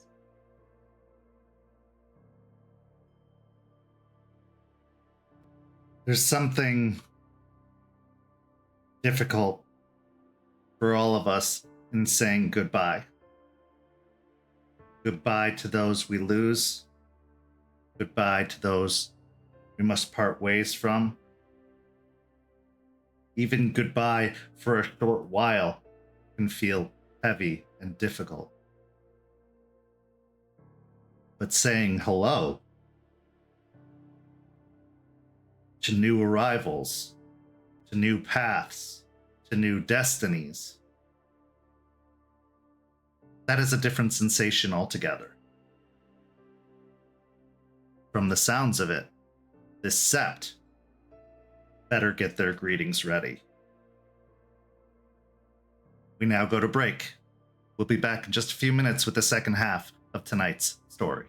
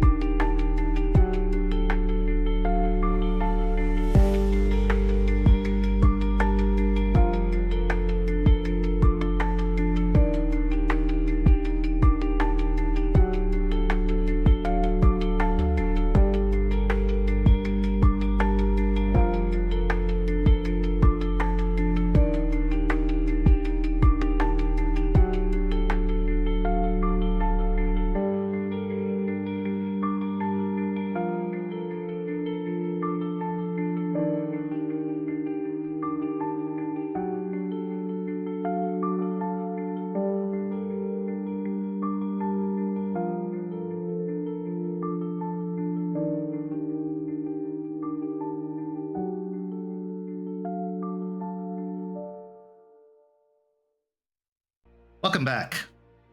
As we return, we find ourselves at the dockside bar known as the Split Helm.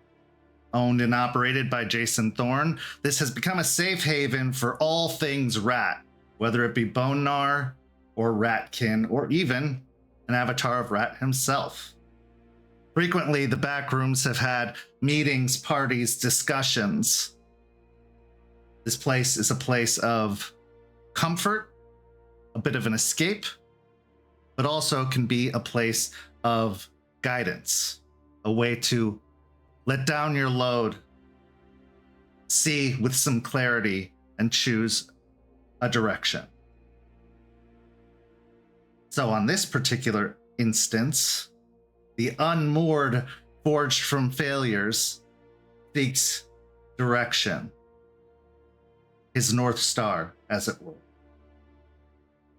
Maybe, just maybe, fellow Bone Gnar, Jason Thorne, can provide that direction. And if not, at least some advice on how to look for it.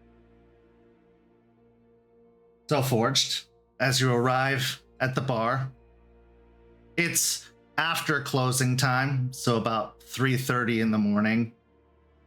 But there are still a couple of lights on inside of the bar itself. Now you know that you could just go to the back door to find your way into the private room that the rat can often populate.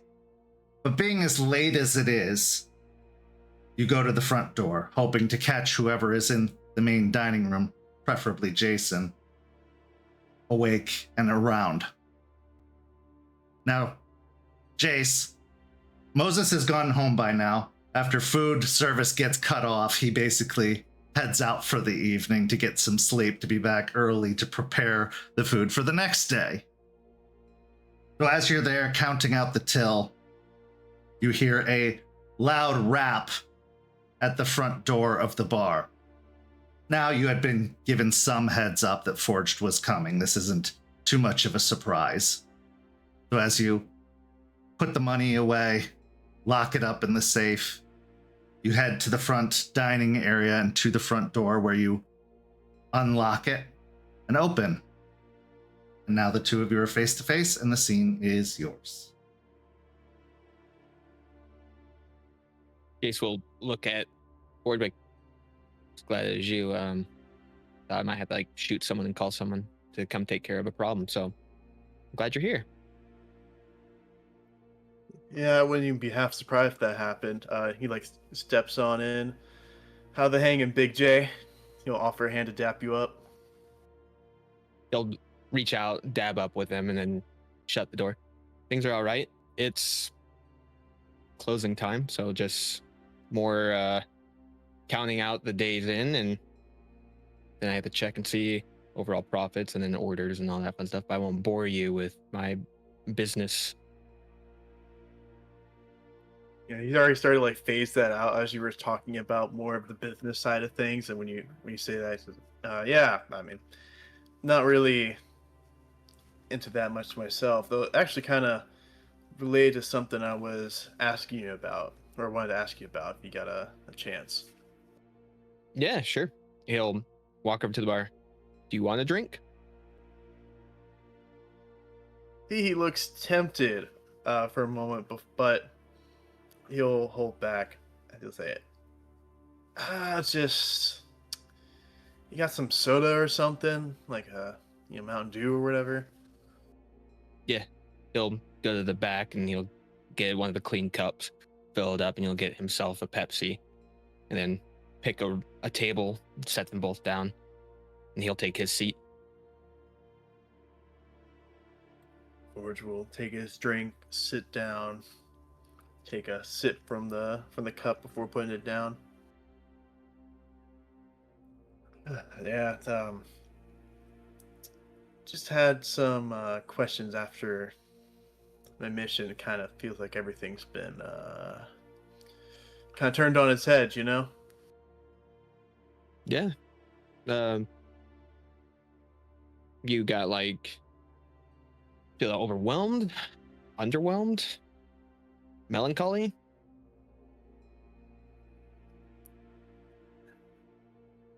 It's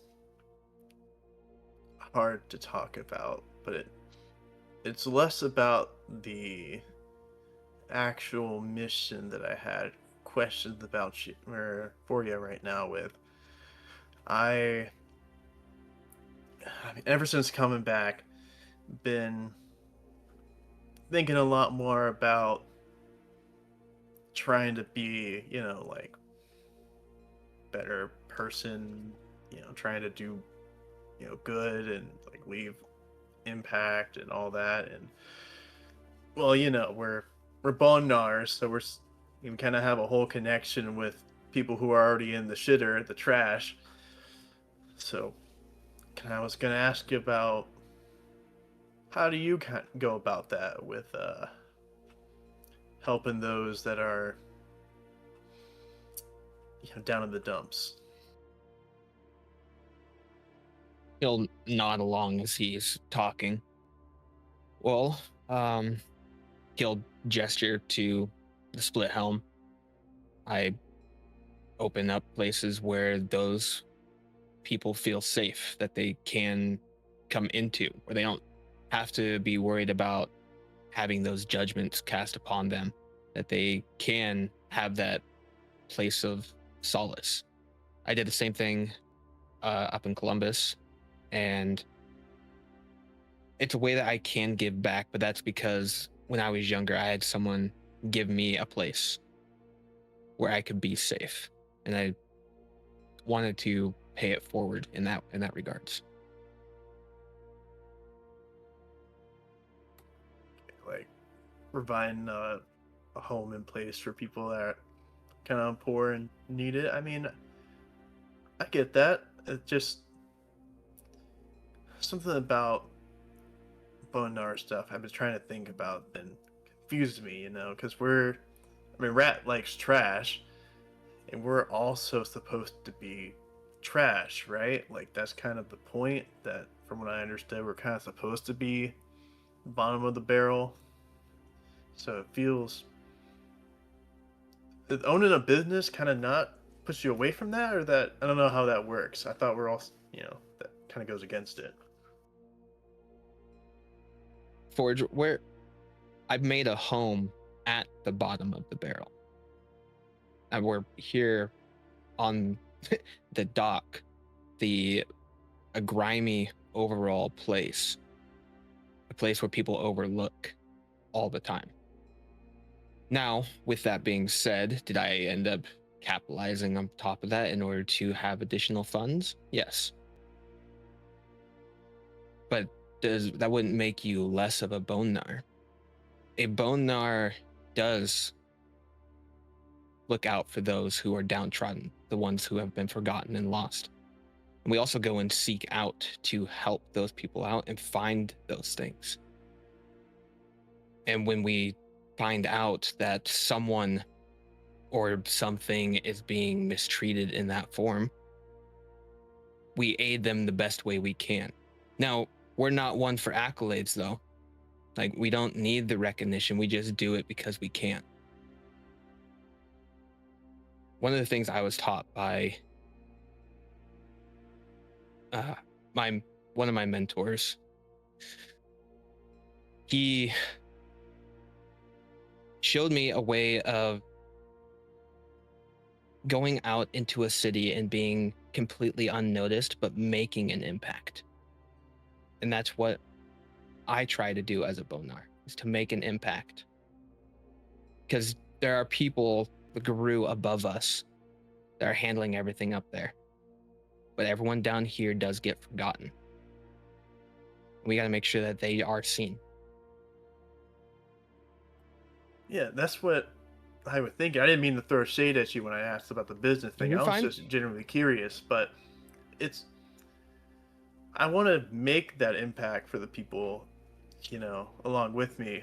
I think I may have, when I first met Rat, that's what he told me, that he liked trash and that I was trash. So I thought that was kind of part of it, that he had to act the role. But I think more finding out I don't have to be a shitty person. I can still be bottom of the barrel, but I don't have to be a shitty person along with it.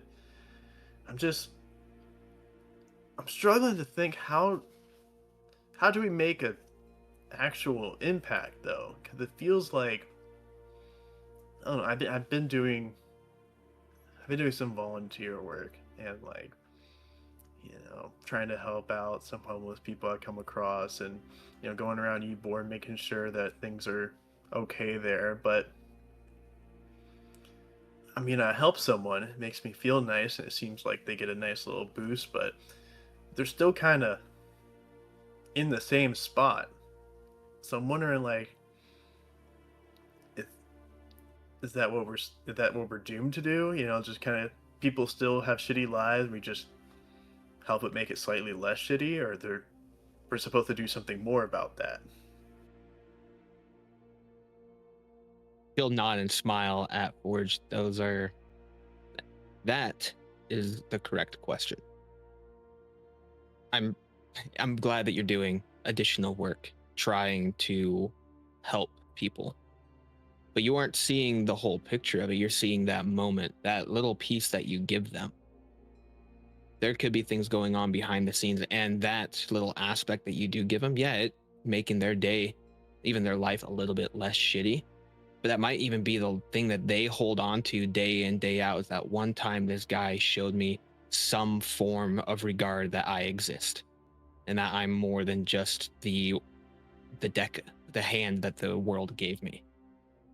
So yes, we provide these little tiny moments for people, but those moments are what carry people through the day in, day out. But if you're wanting to do more, then do more. Yeah, the more it sounds stupid, but the more I care, the more I actually invest myself in this shit. Because, I didn't have the greatest start as a guru, kind of just didn't convince myself I didn't care really about all this stuff, and more just wanted to have all the benefits and none of the actual work to it. The more I care, the more I realize, like, I want to have a genuine impact in these people's lives and help them out, but the system is broke, like the whole system's broke. And so I wonder, like, how much good can I actually do when it's literally everything around them that's messed up and causing them to be in such shitty lives, Are we supposed to tear it down? Are we just supposed to live with it? At this point, a 2/3 empty box of Ritz crackers come flying up onto the table with a clatter, some of the Ritz crackers spilling out onto the table. And then you hear a grunting, groaning sensation as a large black rat crawls its way up onto the table.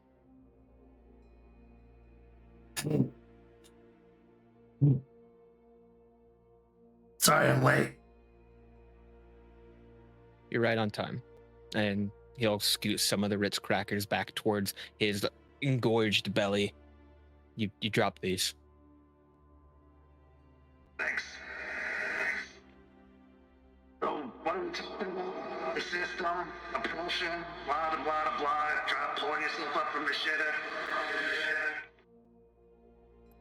Yeah, that sounds kind of right on. Okay. Let me tell you something, kid. The system isn't going to help the people in need because it doesn't understand the kind of need people. You want to help people, it could be as little as $10 on a bad day.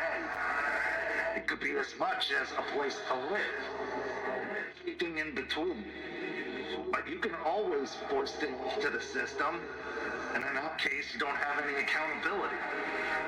The system ain't gonna work because it never will. Been broken since day one. And even before that, the systems before that were broken. You want to make a change? Change starts with you. Change starts with the people around you.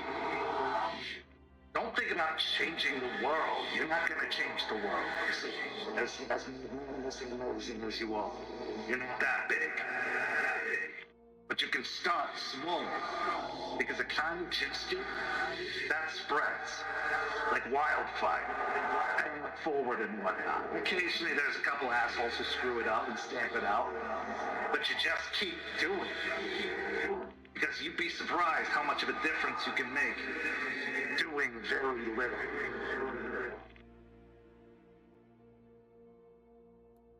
We're nodding along to that as when he mentioned the part about people taking advantage of kindness. You can't help but think of the many times he has done that very same action. But he'll say, I mean, that I can understand that. It just sucks, the feeling like I'm a big bad scary wolf man, and then I can't even change the city, the system of the city of Ybor, from all the from the rich getting richer, people in Tampa with all these big rise buildings, big companies, and no one can really live anywhere, and you got homeless people all around who are just kicked to the curb, and the hostile architecture being built here. It's just fucked, man. It just also makes me pisses me off, and I want to do something about it. Then I'm sitting here looking at my hands, wondering, well, what the fuck am I gonna break? What can I punch? I can't punch the system. It's not really how it works. Yep, and I'm sure all the TikTok activists out there agree with you. You can say it till you're blue in the face. You can bitch and whine and moan. But what you gotta do is just pull up your fucking big boy pants, get out there and do the work. Do the change. Jace here, for example. He's not opening businesses to be a big shot. He's opening businesses to fund his charity work, to help open shelters, to help benefit those in need. I'm sure he gets a little scratch on the side, but, he's here to provide meals for the homeless. He doesn't charge them. He charges everybody else and then gives the free meals to them.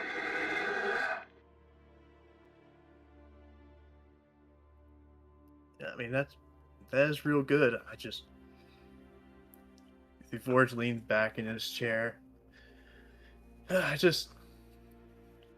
Maybe I'm just too caught up in the whole, being in a rune thing, thinking I need to beat something up, to fix it, or be a protector of some kind, or, violence needs to be involved, or maybe that's just guru bullshit, but Nope. You know what else you can use that strength for? Habitat for humanity. Lifting heavy things. It's not all about punching and denting and clawing and biting and kicking. Yes, there's time for that when it calls for it, but that strength has so many other uses as well.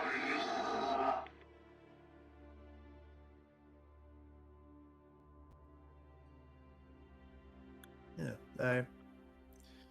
I mean, I've been able to tell with the working on the new cairn and getting everything fixed up there. I've been doing some side work and helping out people and establishing the connections ever since we talked that one time, the last pizza party. I've been working hard on getting all the new people to talk to so I can have an information network going and everything, and I feel like I got a decent one now. Now I care about the people, I've helped them with their stuff. I moved furniture, I help with small favors, I've listened to people at the bar, and I'm like, I want to make their lives better. And now I know I got to do something to fix this system, especially if we got Spiral on their way, leeches prowling around, making everyone's lives worse. Because they're always going to be around. That's the inevitable part. And one of the great things about being who we are is we adapt. And dying has a way of putting things in perspective. Yeah. Everything just feels kind of different now. All the stuff that I was doing before just felt childish. I was just wasting time, and I could have been doing so much more. And making this, hellhole slightly better. I gotta ask though, why does it have to be that way? Why do there always gotta be those things around, I mean, I know it's always been that way up to this point and probably not going to change anytime soon, but is it wrong for hoping that maybe we can make that different? Not wrong for hoping. But the truth is, the people who do the bad things won't let anything stop them. The people who do the good things often get stopped. Whether it's out of fear, or laziness, or self-interest. The people who run the world, the people who destroy the world, they don't give a fuck. And they won't let anything stop them from doing it. What you need is to get some of the good people realizing that and upping their game. Otherwise, the good people are going to continue to fall behind and continue to get trod up.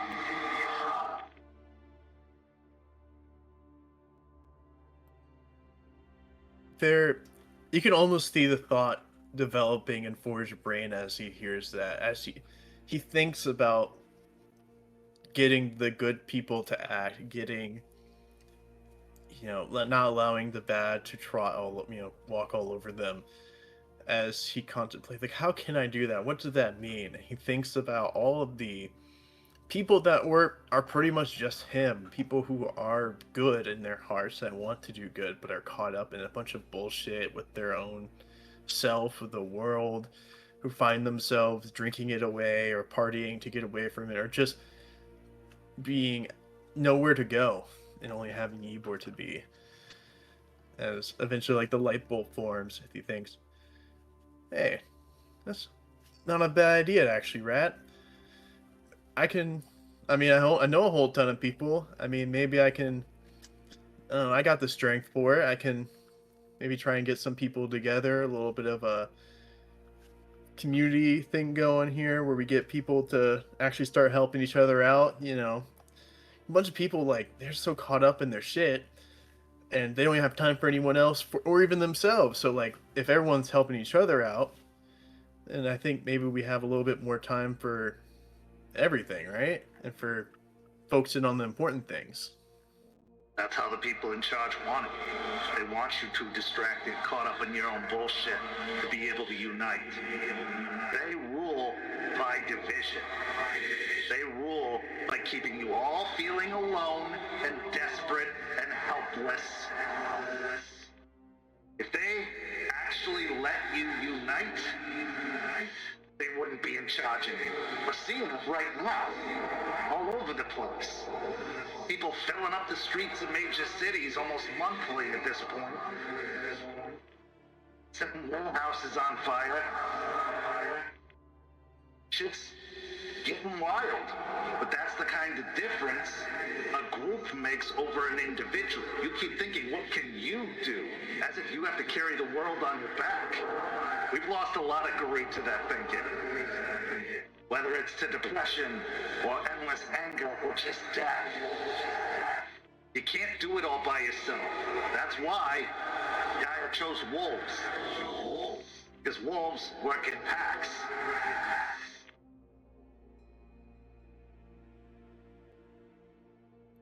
Yeah. Hey, Jace, this may be a little out of left field, but you need any help with your, work, at your business? I can come around, help every now and again. Depends on which business you're running. That'd be hilarious. Okay, hold on. Let's not get too crazy here. Busboy. Yeah, trash guy. Like, I hate taking out the trash. If you're needing a job,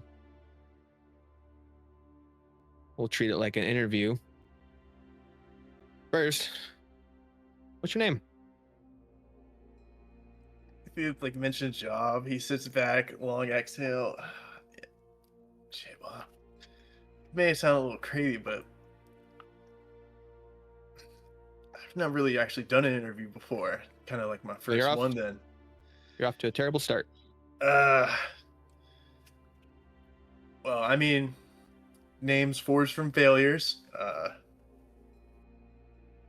He like awkwardly, you like realize, oh shit, I probably should shake your hand. And he like brings his hand up to like, offer a handshake. That's a little long for a name tag. A little bit. Forged? I mean, What would you have the humans call you?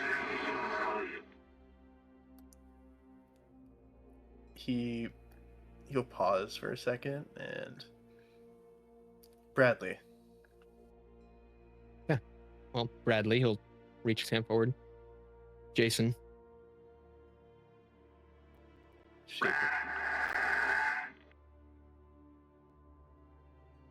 He's my boss, so he's just gonna watch this interview process and actually oversee this whole thing, though, if that's okay.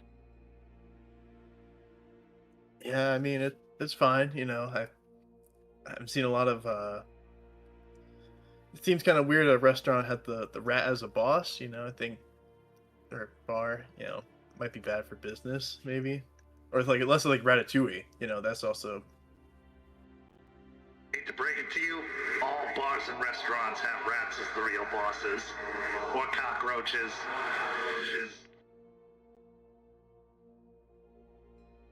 At this point, Rat scoops up a cracker and just sits back on his butt, munching on the cracker.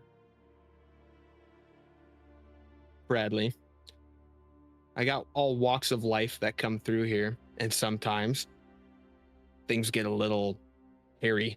And I don't mean the way that we get hairy, but just a little hectic here. Can you keep a cool head? If you asked me that about a year ago, I'd say no. But these days, I've been pretty good at that. A lot better than I used to be. Yeah. I also have that fun group of our cousins that come in through the back. They sometimes also get a little rowdy, and they have to stay somewhat quiet. Do you think you can handle them too? Oh yeah, I've been running with them, on occasion. I think I can do pretty good with that. Have you ever made a drink?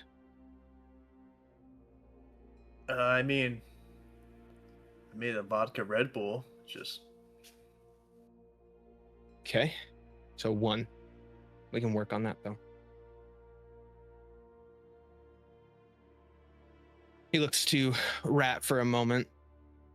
I could have him roadhouse this thing. That'd be kind of fun.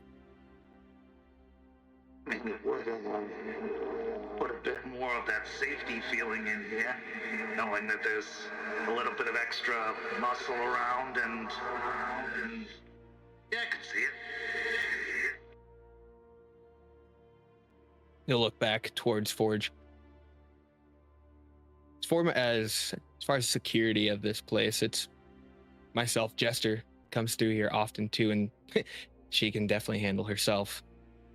But on times that we're not here, or even just extra hands, if you would work as kind of weeding people out for me, like they overstay, they are welcome, or they're not welcome, and you make sure they don't get in. Is that something that you think you could do?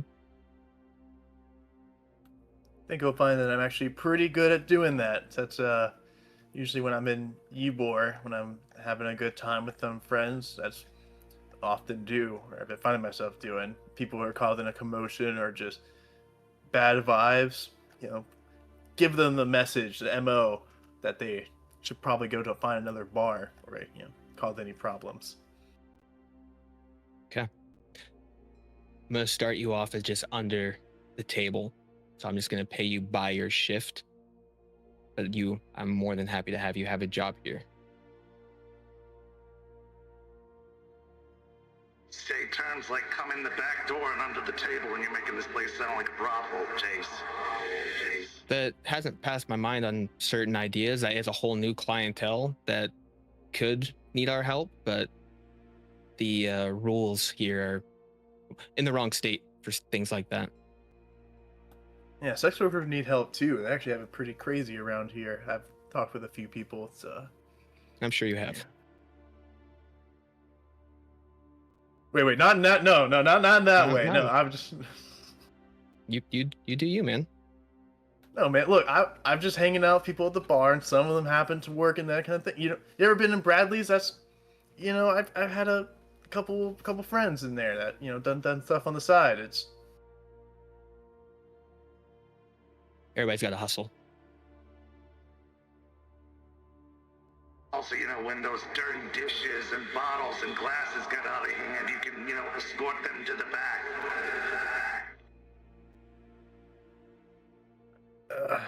I guess.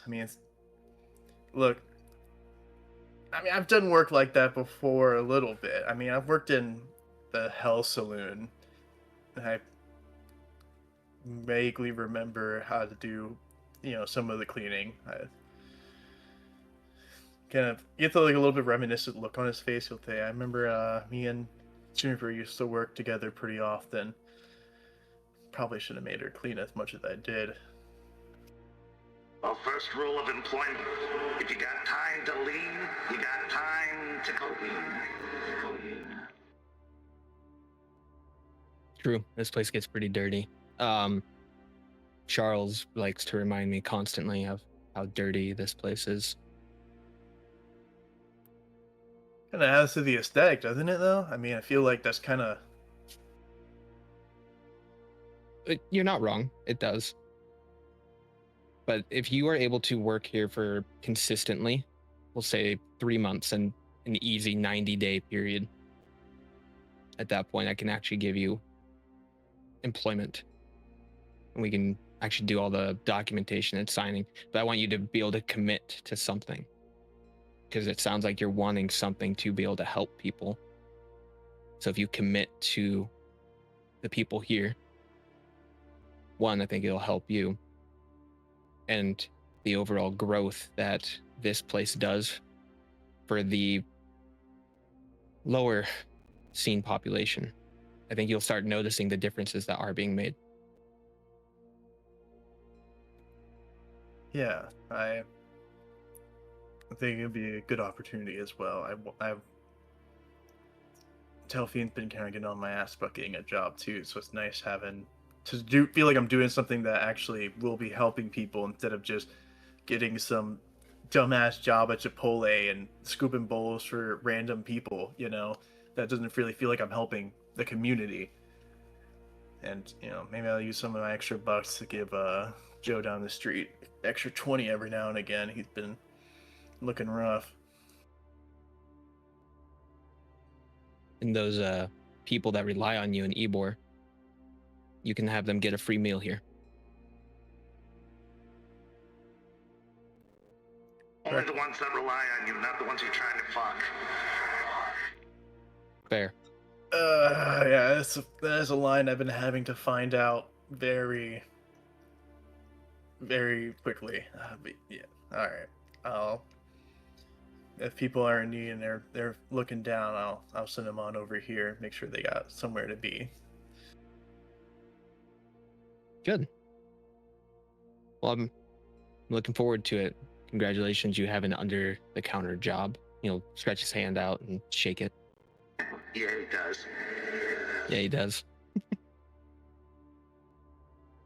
Forge even laughed at that too. So,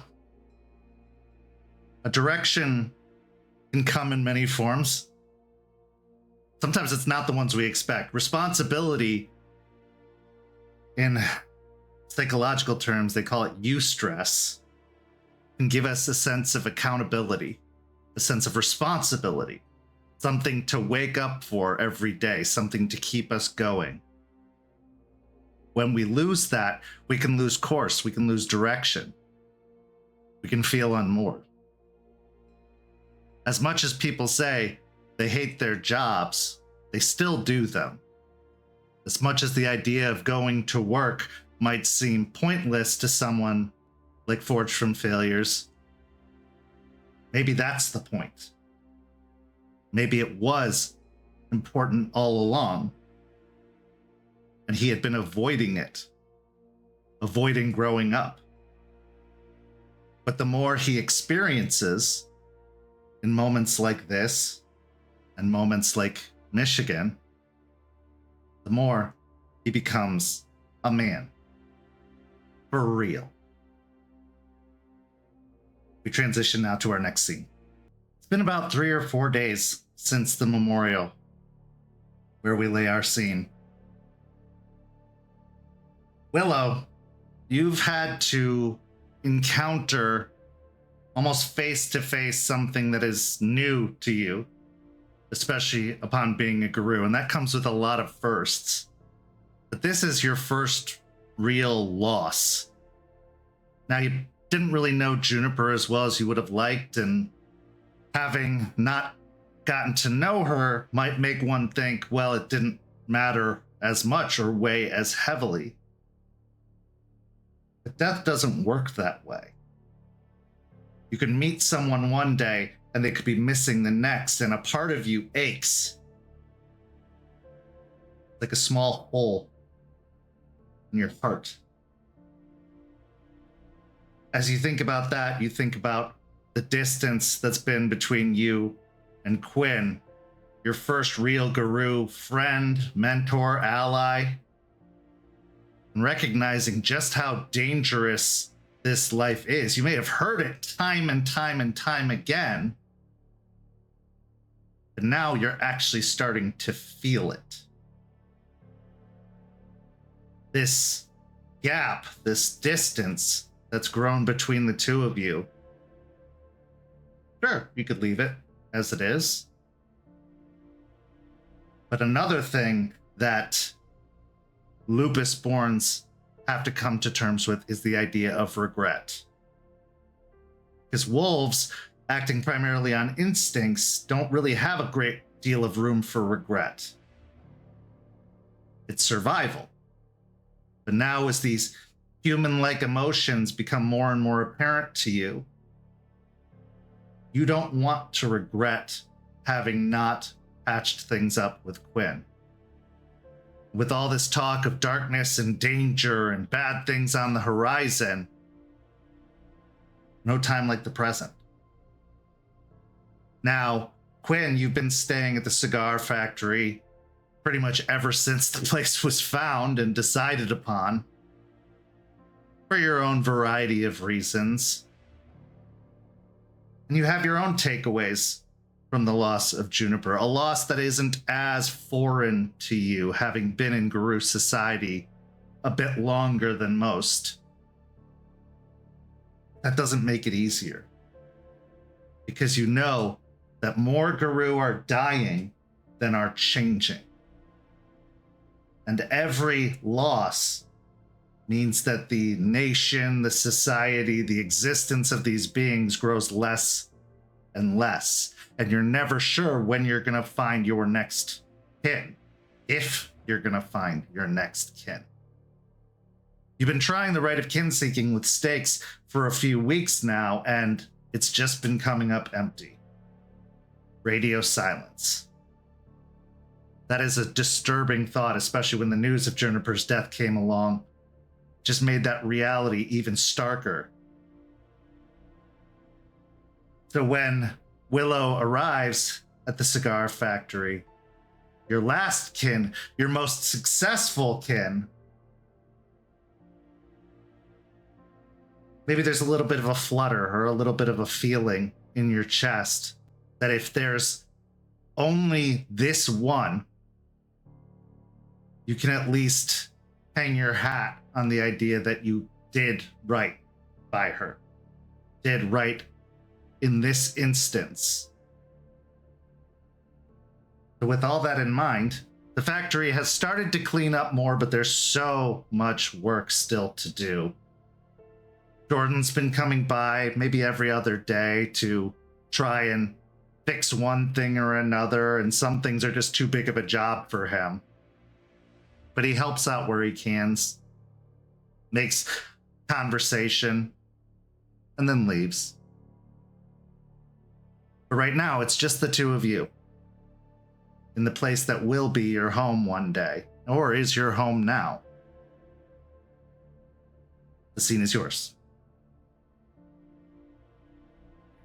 Quinn is in the main section of the cigar factory. He's got a couple of things standing behind him that is hidden behind a pillar, knowing that he and Willow will be chatting and talking and potentially patrolling the area. Willow has come with a bag of all of the items they had sort of stashed in their den, sort of ready to start moving things to this loud, unfamiliar space to try and make it a little more familiar. And then that pit just sort of like, there's another reason you're here, and you need to pay attention to that, and the little distraction you brought with you is not going to keep you from having that conversation, as they sort of sneak their way into the back of the building to meet up with Quinn.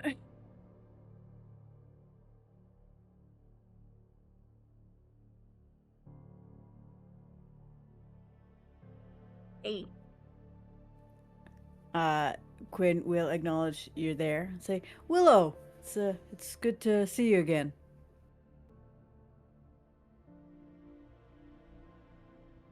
Yeah, it's been, yeah.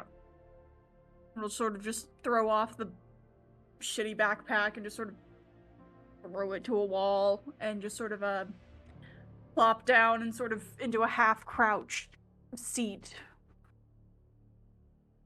Okay, that's, you're not very chipper today. What's going on?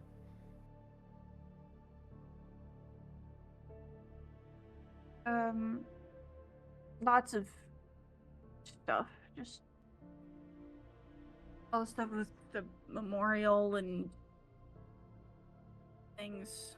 Kind of put stuff into perspective a little. I can understand that. Yeah.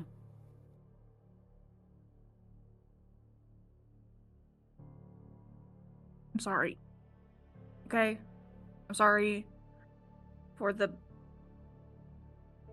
snide comments and the little jabs and the practical jokes that you may or may not have found already.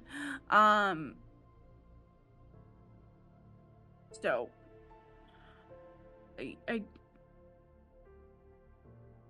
if anything were like to ever to happen to you or I or anyone else, I don't want things to not have been said, or that for you to think I don't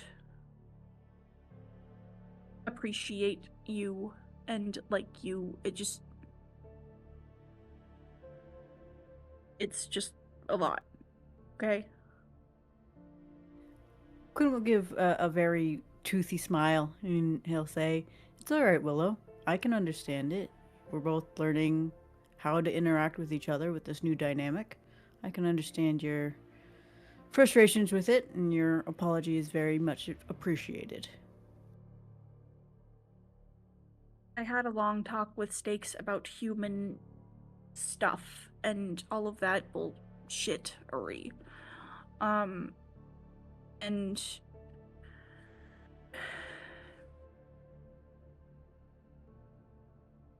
And with everyone saying things around me, I just sort of have taken them in without thinking about them, because I have to think about them and think about what could be lies or truth or whatever, because humans like to put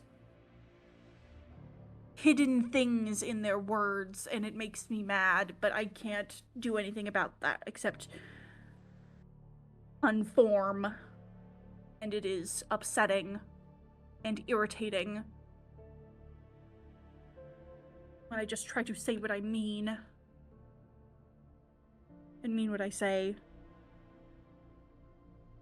Okay, I get that. Well, I've got some stuff for you if you want to check them out. You have stuff for me? Why do you have stuff for me? I have been rude and irritable and not friendly. Why have stuff for me? Well, just because you have been doesn't mean that I don't care about you either. Quinn will walk around to the pole and he will pull out the staff that he has made and the reworked hoodie with the butterfly patches. Oh. And we'll just sort of go over to the hoodie and just like, oh, it's the good texture that I've been kind of missing because I've been wearing other things, trying to be my own person and stuff. And it's like, we're just holding it. My thing that smells like me. Thank you for, and then the stick, what is stick for? Big stick. I like big stick. What is the big stick? It's a staff, and he'll pull it out, and it's a round, very natural-looking stick that's been crudely carved flames in certain parts of the stick. It's not the best looking, but it's something at least, and he'll hand it over to her. I know you and Terrence have been practicing your new fighting style, and I thought maybe this would be good to use. Willow will just sort of rub their thumbs over the engravings. You put Ember's fire into stick. How did you do that? That does not. It's very nice.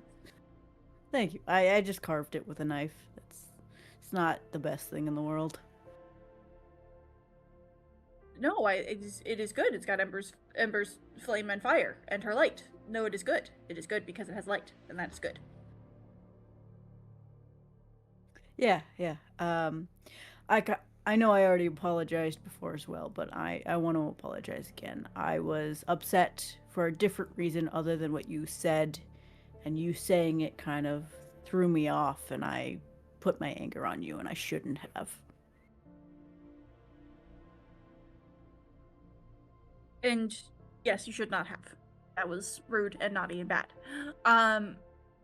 But also at the same time, I shouldn't have let everyone else's bearing on how our dynamic works be so influential on how I saw things and how it made me feel about things. But also at the same time, there was some truth in that, so it's a lot of things. All right. Well, like I said, and I promised before, I won't treat you like a baby. But that also means that when we do training together, I'm not going to go easy on you either. Willow immediately levels the stick in his face.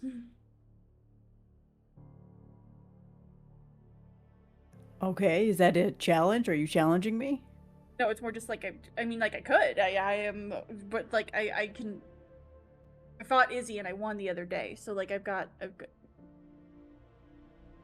You fought Izzy and you won? I did, and I was very good at it. And I met Black Unicorn, and it was really cool, and I got chips out of it.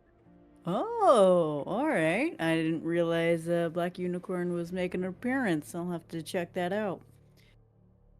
It was really scary, but it was really cool and stuff. So, yeah. Well, would you like to show me some of the moves that Terrence has been teaching you? I mean, I could, but why give my secrets away?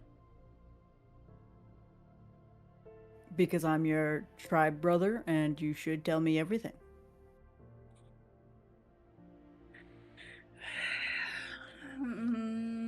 You're right. But also, they get that impish little smirk, like they're going to cause mischief with whatever they're deciding or mulling over in their brain. It's like, I could do other things instead.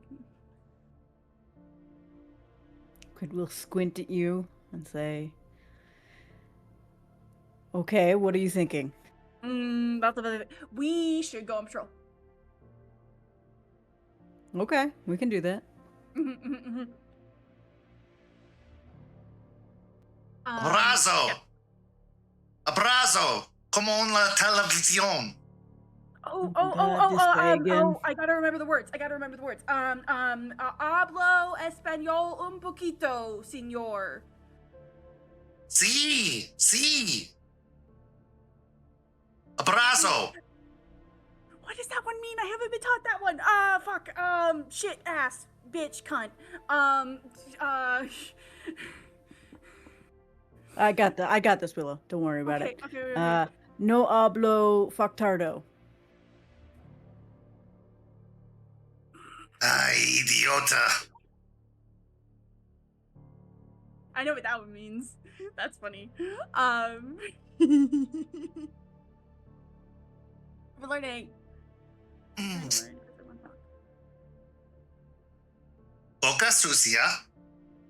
Abrazo. Idiota.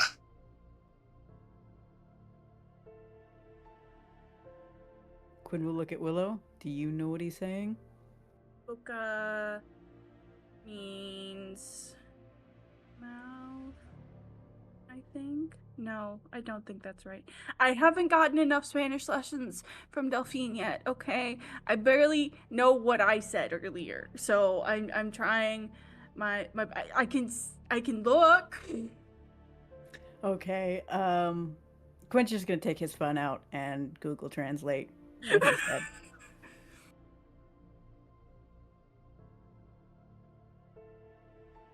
Okay, as you look it up, it is potty mouth, hug, idiot. Yep. Quinn is going to kind of crush his phone just a little bit in a little bit of an upsetness, and he's gonna say, all right. Nice to talk to you too, Mr. Weaver. Cambio el canal. I will Google Translate that as well. I changed the channel. What? Willow, tell him good for you. I don't know. The bien. No, that's not it. What is it? Darn it! I don't know. I think bien is fine. It's all right. Abrazo y cambio el canal. Quinn will use Google Translate again. Hug, or I'll change the channel. Ah, damn it. All right. Willow, are you in the headspace for a hug? Your eyes get real big and they back up like 10 feet. Like sprint to the other side of the room. No touching. I point to her as if the spirit can see us both. Say, I can't. No touching. No touching me. No. We know like touching me. Touching is bad. No, thank you.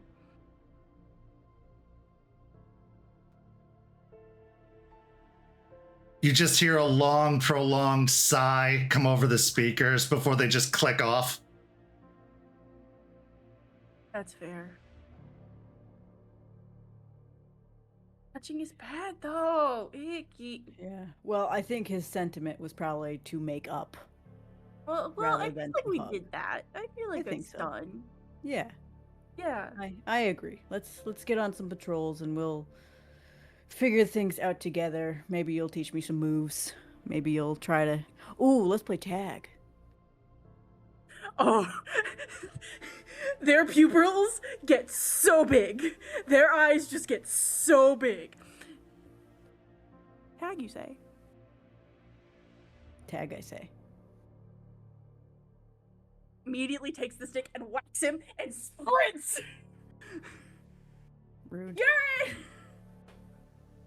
I will chase after you. Okay. So the two of you go running out of the cigar factory onto the street, bolting one direction down the road. Both of you roll me stamina and athletics. Okay.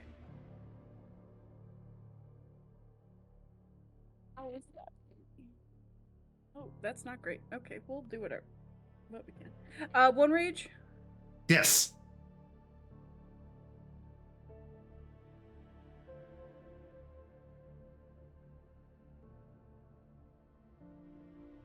That's 0 5 successes. successes. Okay. It doesn't take long at all for Quinn to catch up as you dart down into one of the alleyways between the nearby businesses. You find yourself at a dead end, panting and heaving as Quinn enters into the alleyway right behind you, seemingly not out of breath at all. I don't know how to do it without trees. There's less trees. How do you do it without trees? Still use the terrain as if it is the trees. Or rocks. But, like, it's the wrong texture. It's like Get used their to the bare feet are texture. just sort of grabbing onto the concrete and it's just slipping. And it's just like the clear discomfort with the texture of the ground. As you're standing in the alleyway, Willow catching their breath, Quinn just almost like mockingly watching their protege. The alleyway grows a little bit darker as 3 humanoid figures come in off of the street. One of them, a young man with sandy blonde hair, rather built, says, "Hey, Victoria, look. We've caught ourselves some strays." As Kyle and 2 of his companions start to move into the alleyway. But we will pick this up next week and move on to our final scene of the evening. Our final scene of the evening takes place in the cairn of the Sept of the Evening Star. This has been home for the most part since your arrival in Tampa, Raymond, but it's becoming a little less so as you start to migrate into the cigar factory. But that sense of safety, that sense of guidance, a steady hand, still exists within the cairn. And considering everything that's been coming down the pipeline, whether it's be whispers that you pick up on or rumors about what might be happening in the city, the one that stood out to you primarily is the cult of Fenris. Now, you've had your hands full with plenty of other things, including a worm spirit that seems to be interfering of sorts, but you can't get your mind off of the looming threat that poses and the curiosity or the wondering of, is anything being done about it? While you go to set up a new cairn, while you go to get things started, you know you'll be on your own. They've pretty much said as much. This will be your place, your territory, your opportunity to prove yourselves. The next step in evolution of Guru. But being Raymond Gorn means preparing for all possibilities and inevitabilities. Military training at its finest, especially as an officer. So you go to the most militaristic member of the Sept, the warder, and former wormfoe Charles Albrecht. This is where you are hoping to get some guidance or maybe some insight at the very least as to what is being done, what is going on, and what you should prepare for. So as you enter into the clearing, having let Charles know you were wanting to meet, he is awaiting you at the popular meeting spot in the cairn, the hand-carved wooden table, which you found yourself sitting at more than once in recent weeks. What are your thoughts going into this meeting?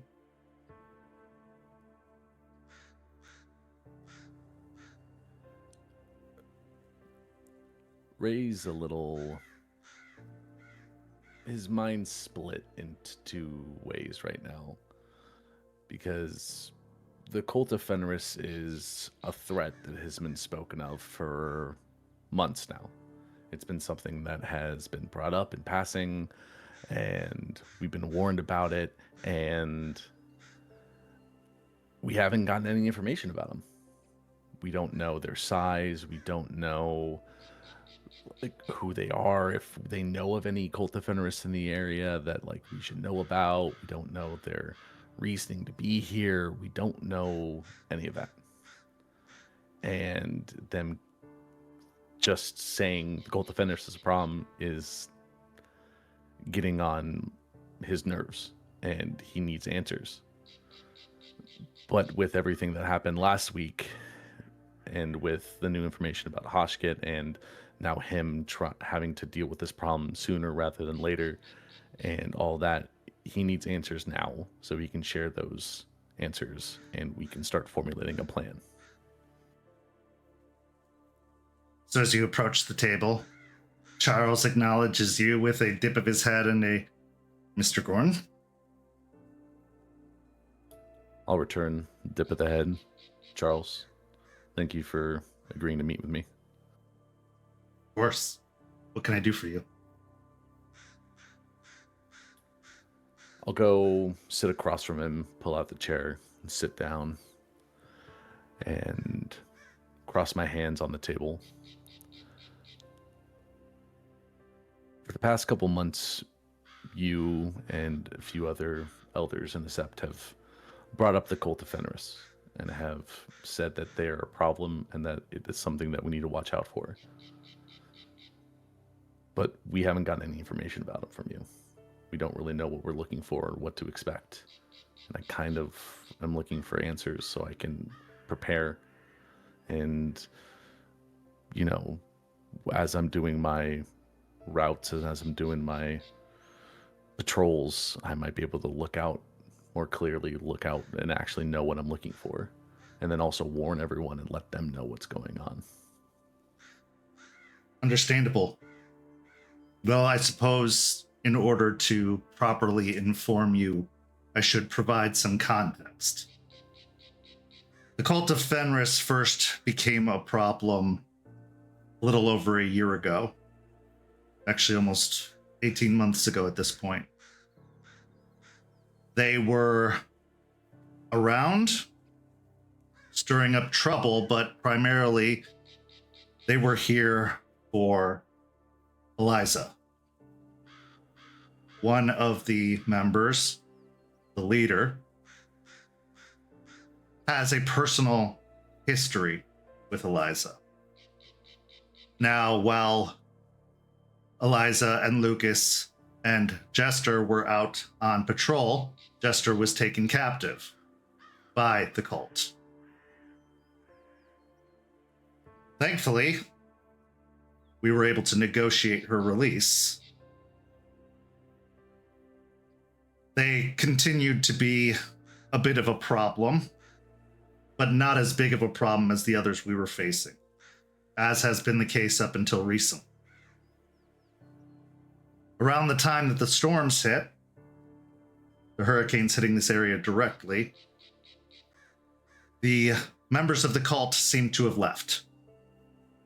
Now they were staying in a trailer park, so it's not surprising as most were evacuated out of the area at the time of the hurricanes, and we had reason to believe that they had backed off, that they weren't a problem, as they hadn't been, and they hadn't returned for quite some time.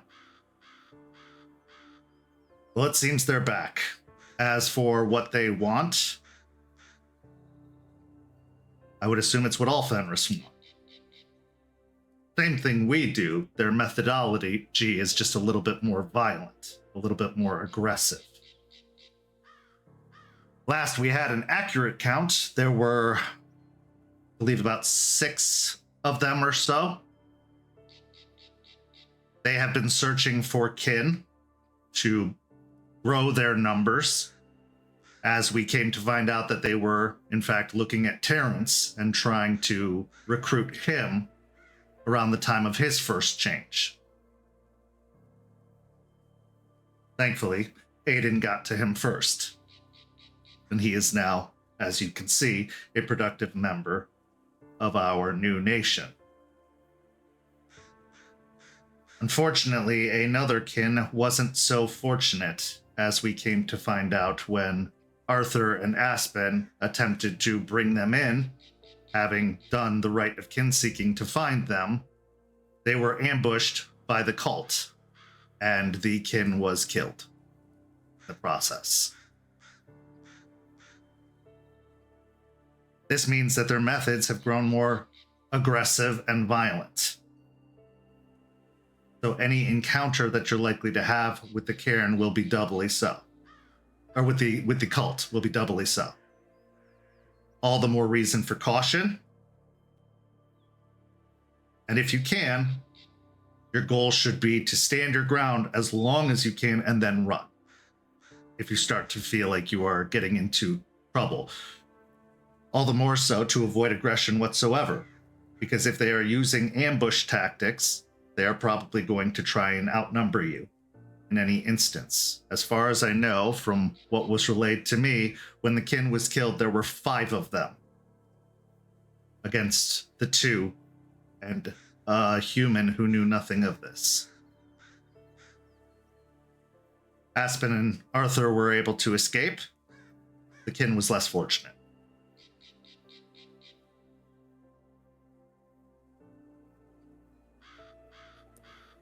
So you're saying the last count that you had them around 6, but 5 of them ambushed Aspen and Arthur.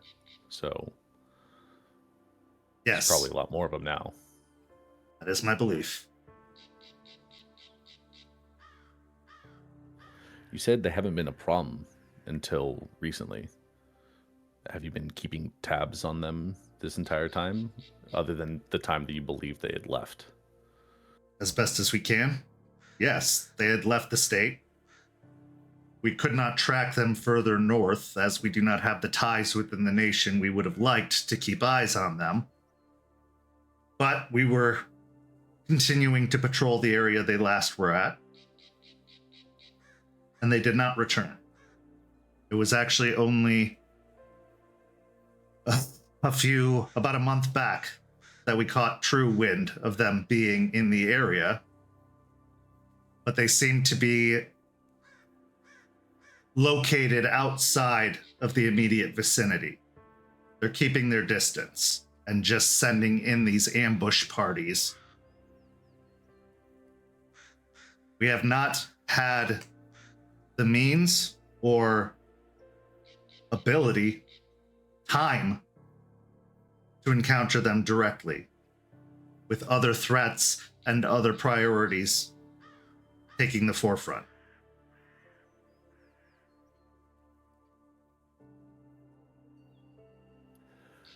As Charles has been talking, Ray has his notebook pulled out and is writing everything down that he can.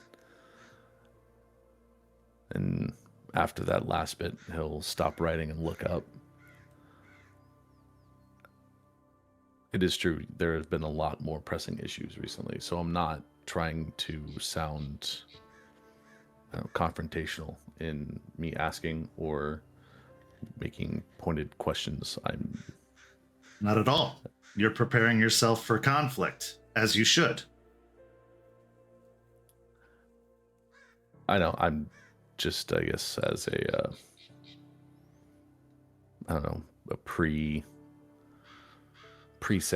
I don't want to come off as too rude. I don't know. It's not rude to get the information you need, especially when danger is at our door. Now, after the display at the memorial, that causes me to have some questions of my own in regards to Fenris. How familiar are you with them?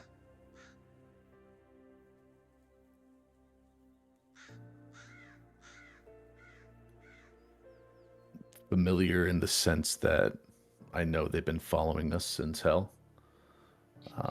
The first few months we were down here, maybe 3-6 months, he was pretty in the forefront.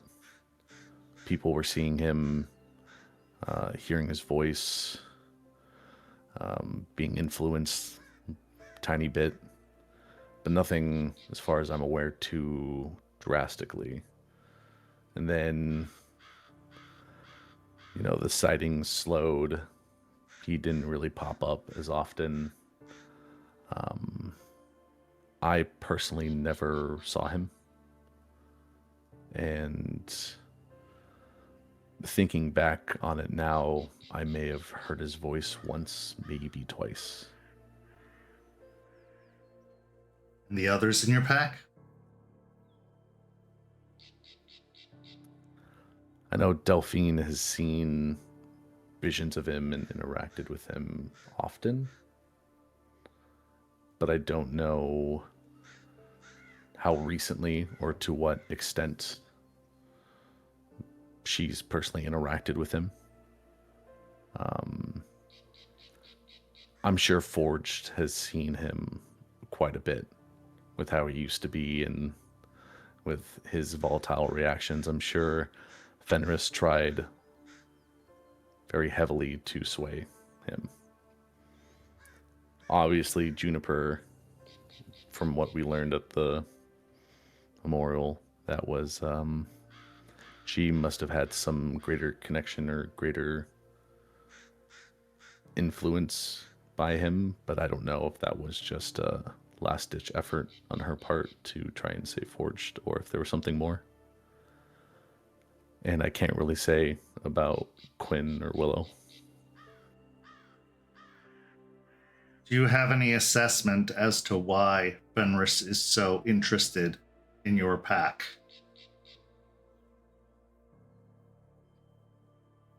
No offense intended, but I think they have much more important targets, but yet they seem to be focused on you. Ray will lean back in his chair and cross his arms. I know that there is some history from hell. I know that was some incident with the cult and the pack and the Sept up there before we got there. So I'm not surprised that he was still lingering when we were there. And you know how we were when we first got here. We were a little worse when we first showed up in hell. So Fenris probably saw us as easy targets, saw us as moldable, someone to be influenced. So I'm not surprised he stuck with us to try to see what he could do. But I am a little surprised that he stayed this long and is still trying something. Perhaps he's through with trying, is now looking to eliminate the problem.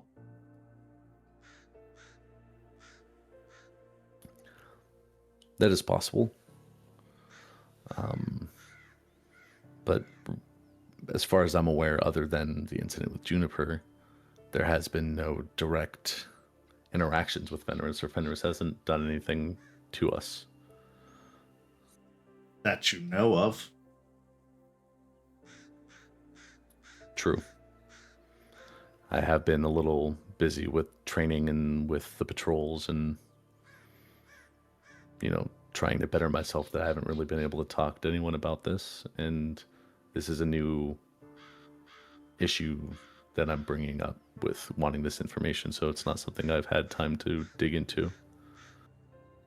Putting the pieces together of the information we've received so far, it seemed that the dancers had Forged and Juniper dead to rights, and yet Forged is here, Juniper having defeated them all. My question or curiosity is, why spare Forged?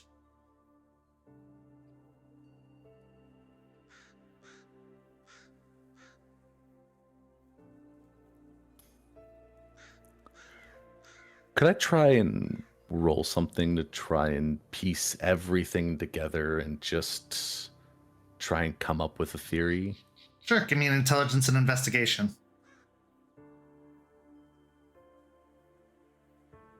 Okay.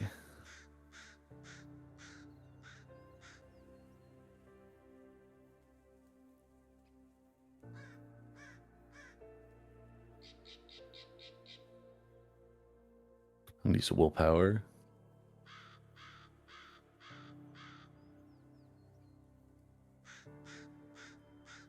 Four successes.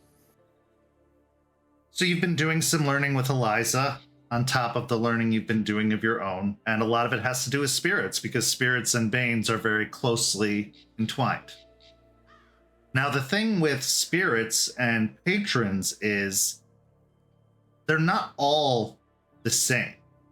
Usually a lot of spirits come in the form of avatars, which could be lesser versions within that spirit's domain, sent as messengers or advisors. Very rarely when you're talking to a patron are you actually talking to the patron itself. You're talking to a representation of the patron. So, a few theories could be gleaned. One, the patron who assisted Juniper, the one that has been intrigued with all of you, isn't the same as the one that's directing the cult. It could be an offshoot. It could be a rebel against the overall patron. Because spirits, while most of them are, subservient, some of them have free will. Maybe this particular patron is rebelling against Fenris as a whole. Or maybe Fenris doesn't believe in the cult as it believes in him. The other possibility is he's picking you off one by one, slowly. When opportunity arises where it won't cause too much of a stir, his help comes with a spicy price. And maybe in doing this, he is hoping to further drive you into the waiting arms of his fellows in town. Or maybe he's just using you to keep eyes on everything else. There's too many possibilities to count to say for sure. But spirits' motivations can differ from their directions to their followers. For example, Horned Serpent teaches you a great deal, but Horned Serpent could be up to other things, other motivations that have nothing to do with your tribe. They don't just answer to you. They are an inspiration for you, a direction for you, a mascot in ways for you. But they are still very much their own autonomous beings. They just happen to give you a majority of your gifts and a lot of your direction. And unlike times before where Guru would be born into a tribe and a lot of genetics came into it, now it's a choice. So the patrons are choosing you as you are choosing them. But that doesn't stop them from having other motivations. Maybe it's the same with Fenris.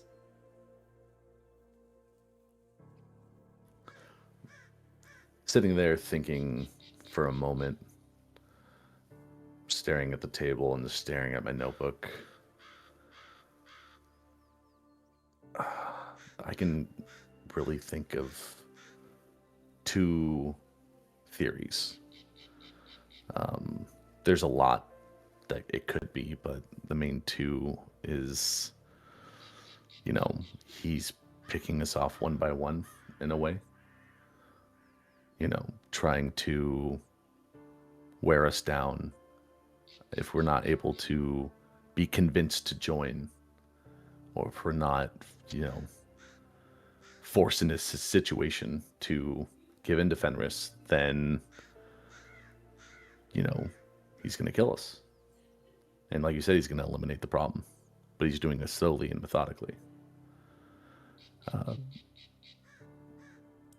with my teaching with Eliza and the thought process from that, this avatar that we're seeing could have its own motivations and could have its own objectives that differ slightly from the main patron that is Fenris.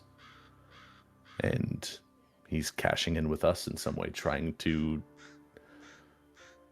change our thinking and change our ways and manipulate us in some way in his benefit, but not the main Fenris's benefit. Well, the first would be within their modus operandi. They believe if you aren't with them, in a way you are against them, an obstacle preventing them from saving Gaia, from destroying the worm and the weaver. Their goals aren't that different from ours, as I said. It's just their way about going about those goals. Now, as for the latter, I can't speak to that. My knowledge of spirits is minimal, as much as is required. And I've found myself keeping some distance between myself and them by design.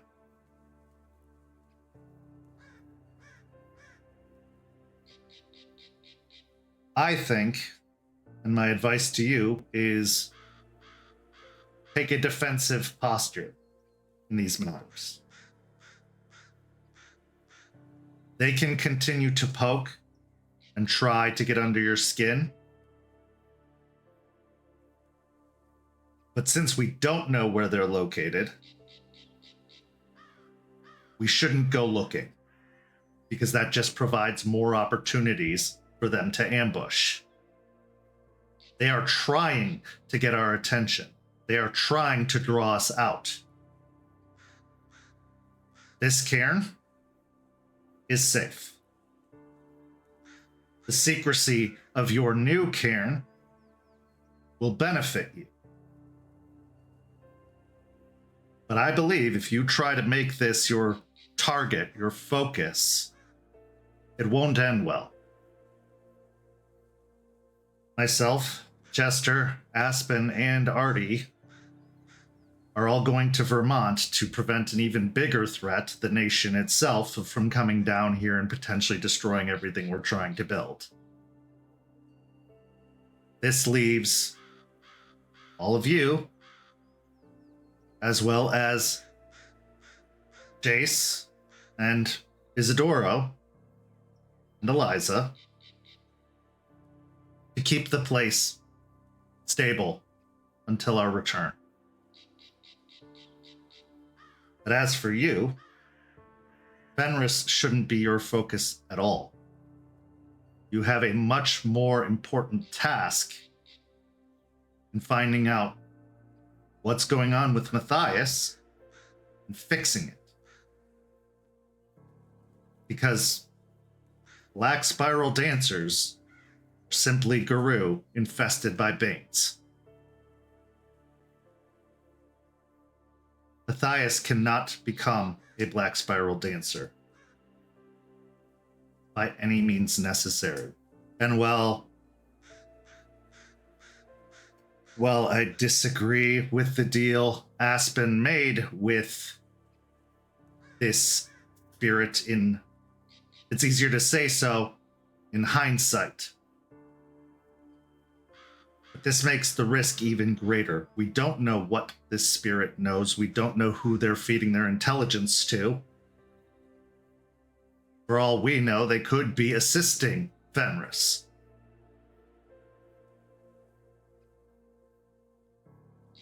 Regardless of all that, they are an elder guru with a great deal of power and a great deal of knowledge, and they are worthy of our loyalty and support. This nation wouldn't be here if it wasn't for them and their assistance. So that needs to be your primary focus at this time. That doesn't mean you shouldn't be on your guard and on watch for the cultists.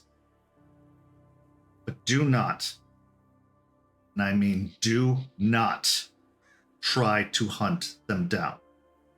We don't have enough information for that to be successful at this time.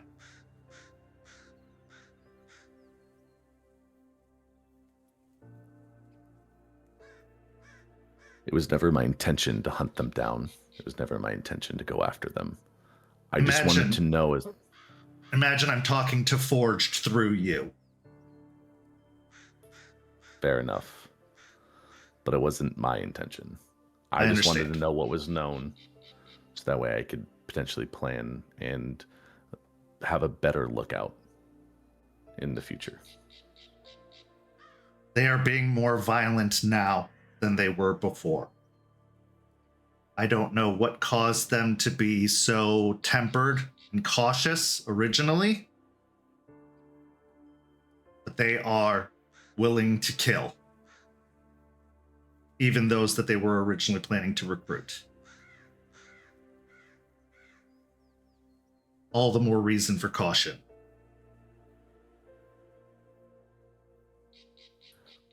I understand. That's definitely something I will warn everyone about next time I see everyone. And I will let them know that this is more dangerous than we all thought.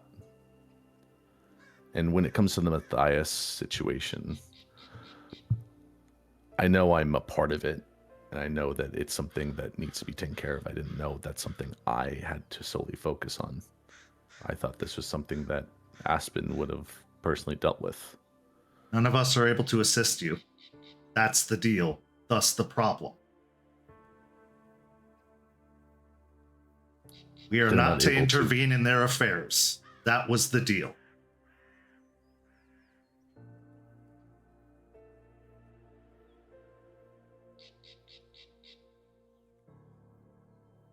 You'll have to get creative, Raymond.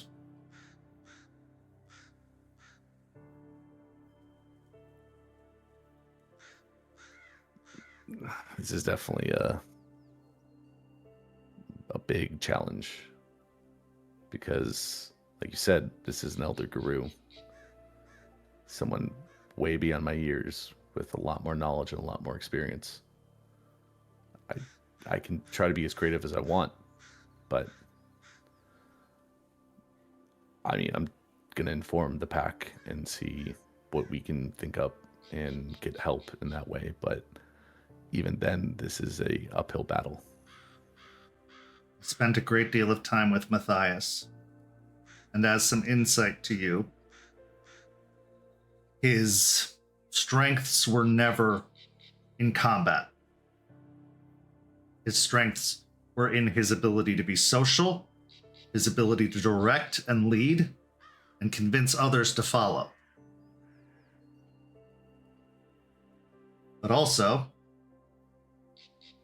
my uncle was a very, very overconfident man at times.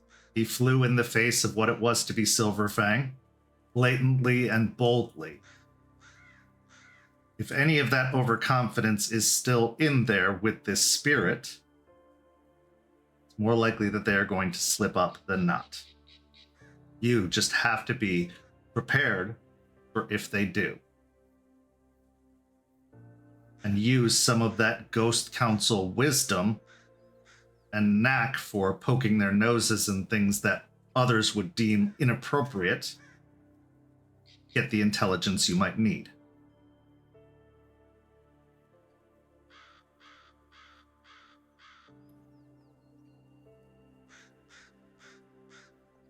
Other than the one time I met him, I know nothing about Matthias. If I'm going to be investigating him, if I'm going to be learning as much as I can about him, obviously you know him very well, but I need to kind of know where he lives, maybe what he does normally, his routes, like I guess an itinerary, if you know anything like that. If I'm going to figure stuff out, I need to know more about him in that sense. I think the best thing to do is the dangerous thing. Get an invitation. Ashagut is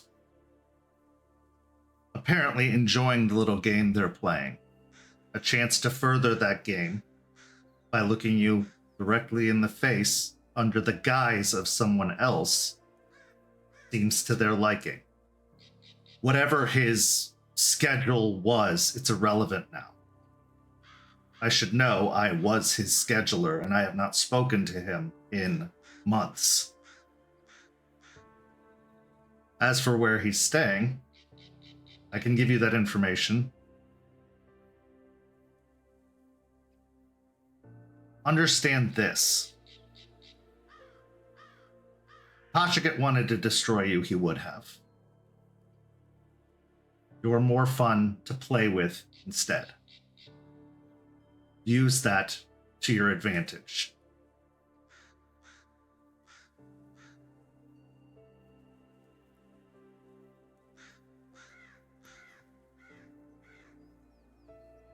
I understand. I'll think of something. You can also reach out to Aspen or myself, even if we are in Vermont. We are not completely out of reach. We can answer questions about Matthias. That is the length of the assistance we can give. We're happy to do so. You are not alone, Raymond. Don't make it that way, because the last time you were, we know what happened.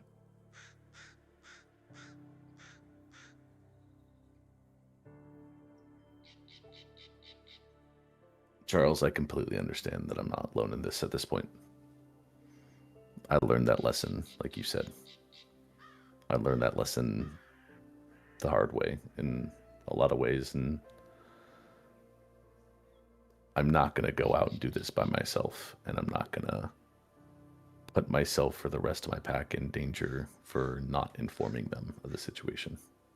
Good, but I'm not just talking about your pack.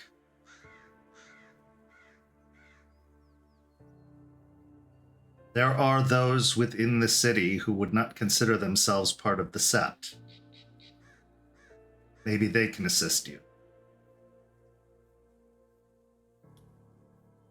I have plans to talk to Anna Pelfrey and see if she can be of assistance. And Jester gave me a phone number for what's the Michigan Sept or the Virginia Sept, the West Virginia Sept. Thank you. Landline number up there for someone that she knows. So I have people I'm reaching out to, but I have yet to talk with them fully. It's a good start. Also avail yourself of all of the resources and goodwill this Sept has gained by its existence. There are others who have a variety of abilities that would not call themselves Guru. Therefore, maybe they can provide something Guru cannot, even if it's just a perspective.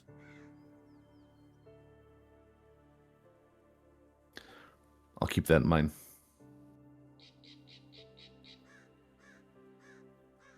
I wish I could be of more assistance. I do. And this threat that the Fenris are posing is very serious. And my departure, as well as the departure of the elders, is likely to be viewed as abandonment or not prioritizing the right goals first. Let me tell you, that is not the case. The threat that we are nullifying would make all other threats meaningless, including a worm spirit in my mentor. We will be back as quickly as possible. You can make certain of that. Until then, defend, discern, destroy.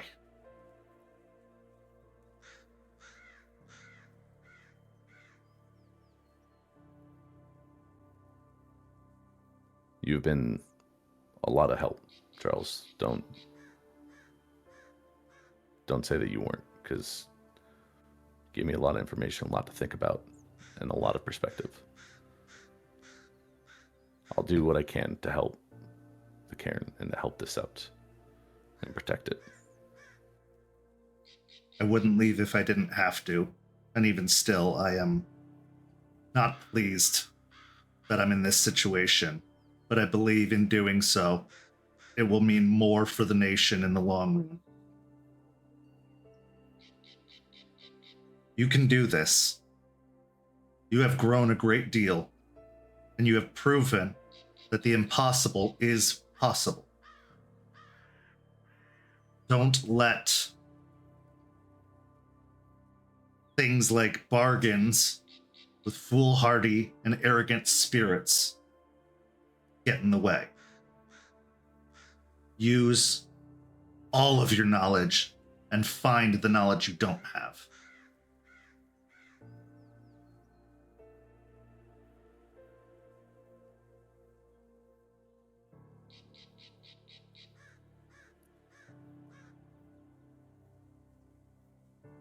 All I can really say is I'll do my best.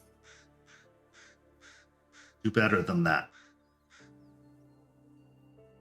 Because our best is only what we limit ourselves to, not our true potential.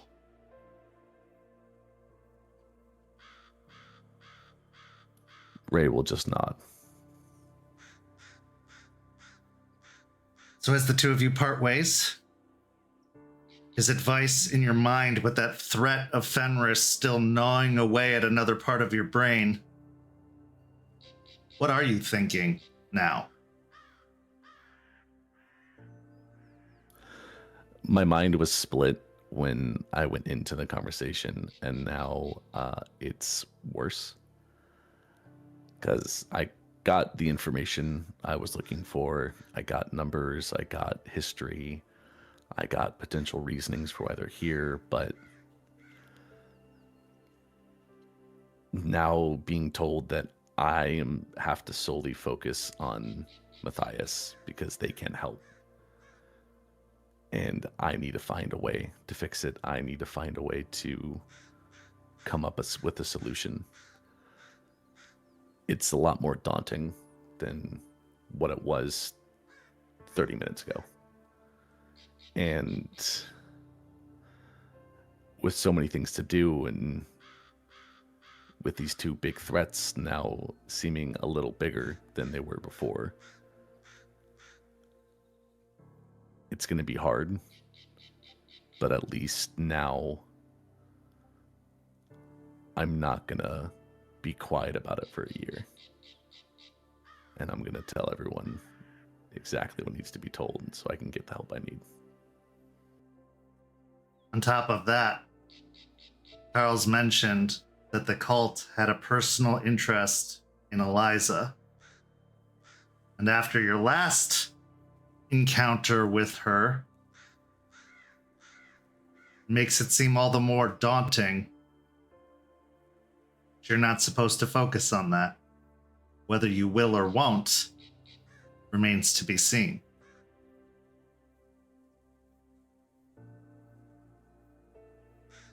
Say hello to the cult, and hopefully soon enough, goodbye to Hashigat. This is where our story comes to a close this evening. But not without two final scenes. The first of our final scenes takes us to the hotel room of Matthias Morning Kill, now known to be the hotel room of Hashigat, as we watch the elder Silverfang sitting in his chair, twirling a glass of some very expensive alcohol. His smile takes an almost serpentine look as the glow in his eyes grows even more red. But all we can hear is the echoing screams of the individual trapped within, begging to break out, trying to find control once more, but as of yet unable to do so. And then, in our final scene, We are at the memorial stone, Juniper commune. The shattered pieces still sitting atop the stone. The markings made by Gorgon in the pattern of the sigil of Fenris, painted over with the image of spirit. The marking of Fenris starts to glow red, burning and peeling away at the paint beneath, further marking its territory. This is where our story comes to a close this evening. Thank you so much to our amazing players. Thank you to all of our amazing guests, the entire pack from Rage Across Tampa. It's not going to happen often, and I don't know the next time it's going to happen again, but thank you to all of them for making an appearance today for such a jam-packed special episode. Go follow St. Pete by Night on all of that social media you see listed down below, and join the community by following the Discord link. But if you're really going to join something, join the membership at Ko-fi for as low as $5 a month. You can get access to all kinds of behind-the-scenes material, and we are just stacking it with more and more and more, as much as we possibly can to make it worth your while. So if you want more of the Tampaverse, if you want more of St. Pete by Night, go sign up for a Ko-fi membership and let us know what you'd like to see, because we can do more. We just want to know what you like. So let us know. For these amazing players, I'm Kent. Tune in to our other programs this week. We've got a new episode of Red Tide Rising to see what the Fangers are up to on Sunday. And then we have a new episode of Rage Across Tampa on Tuesday. And after that, we'll be right back here with Hellhounds next week. Thank you so much for watching. We'll see you next time.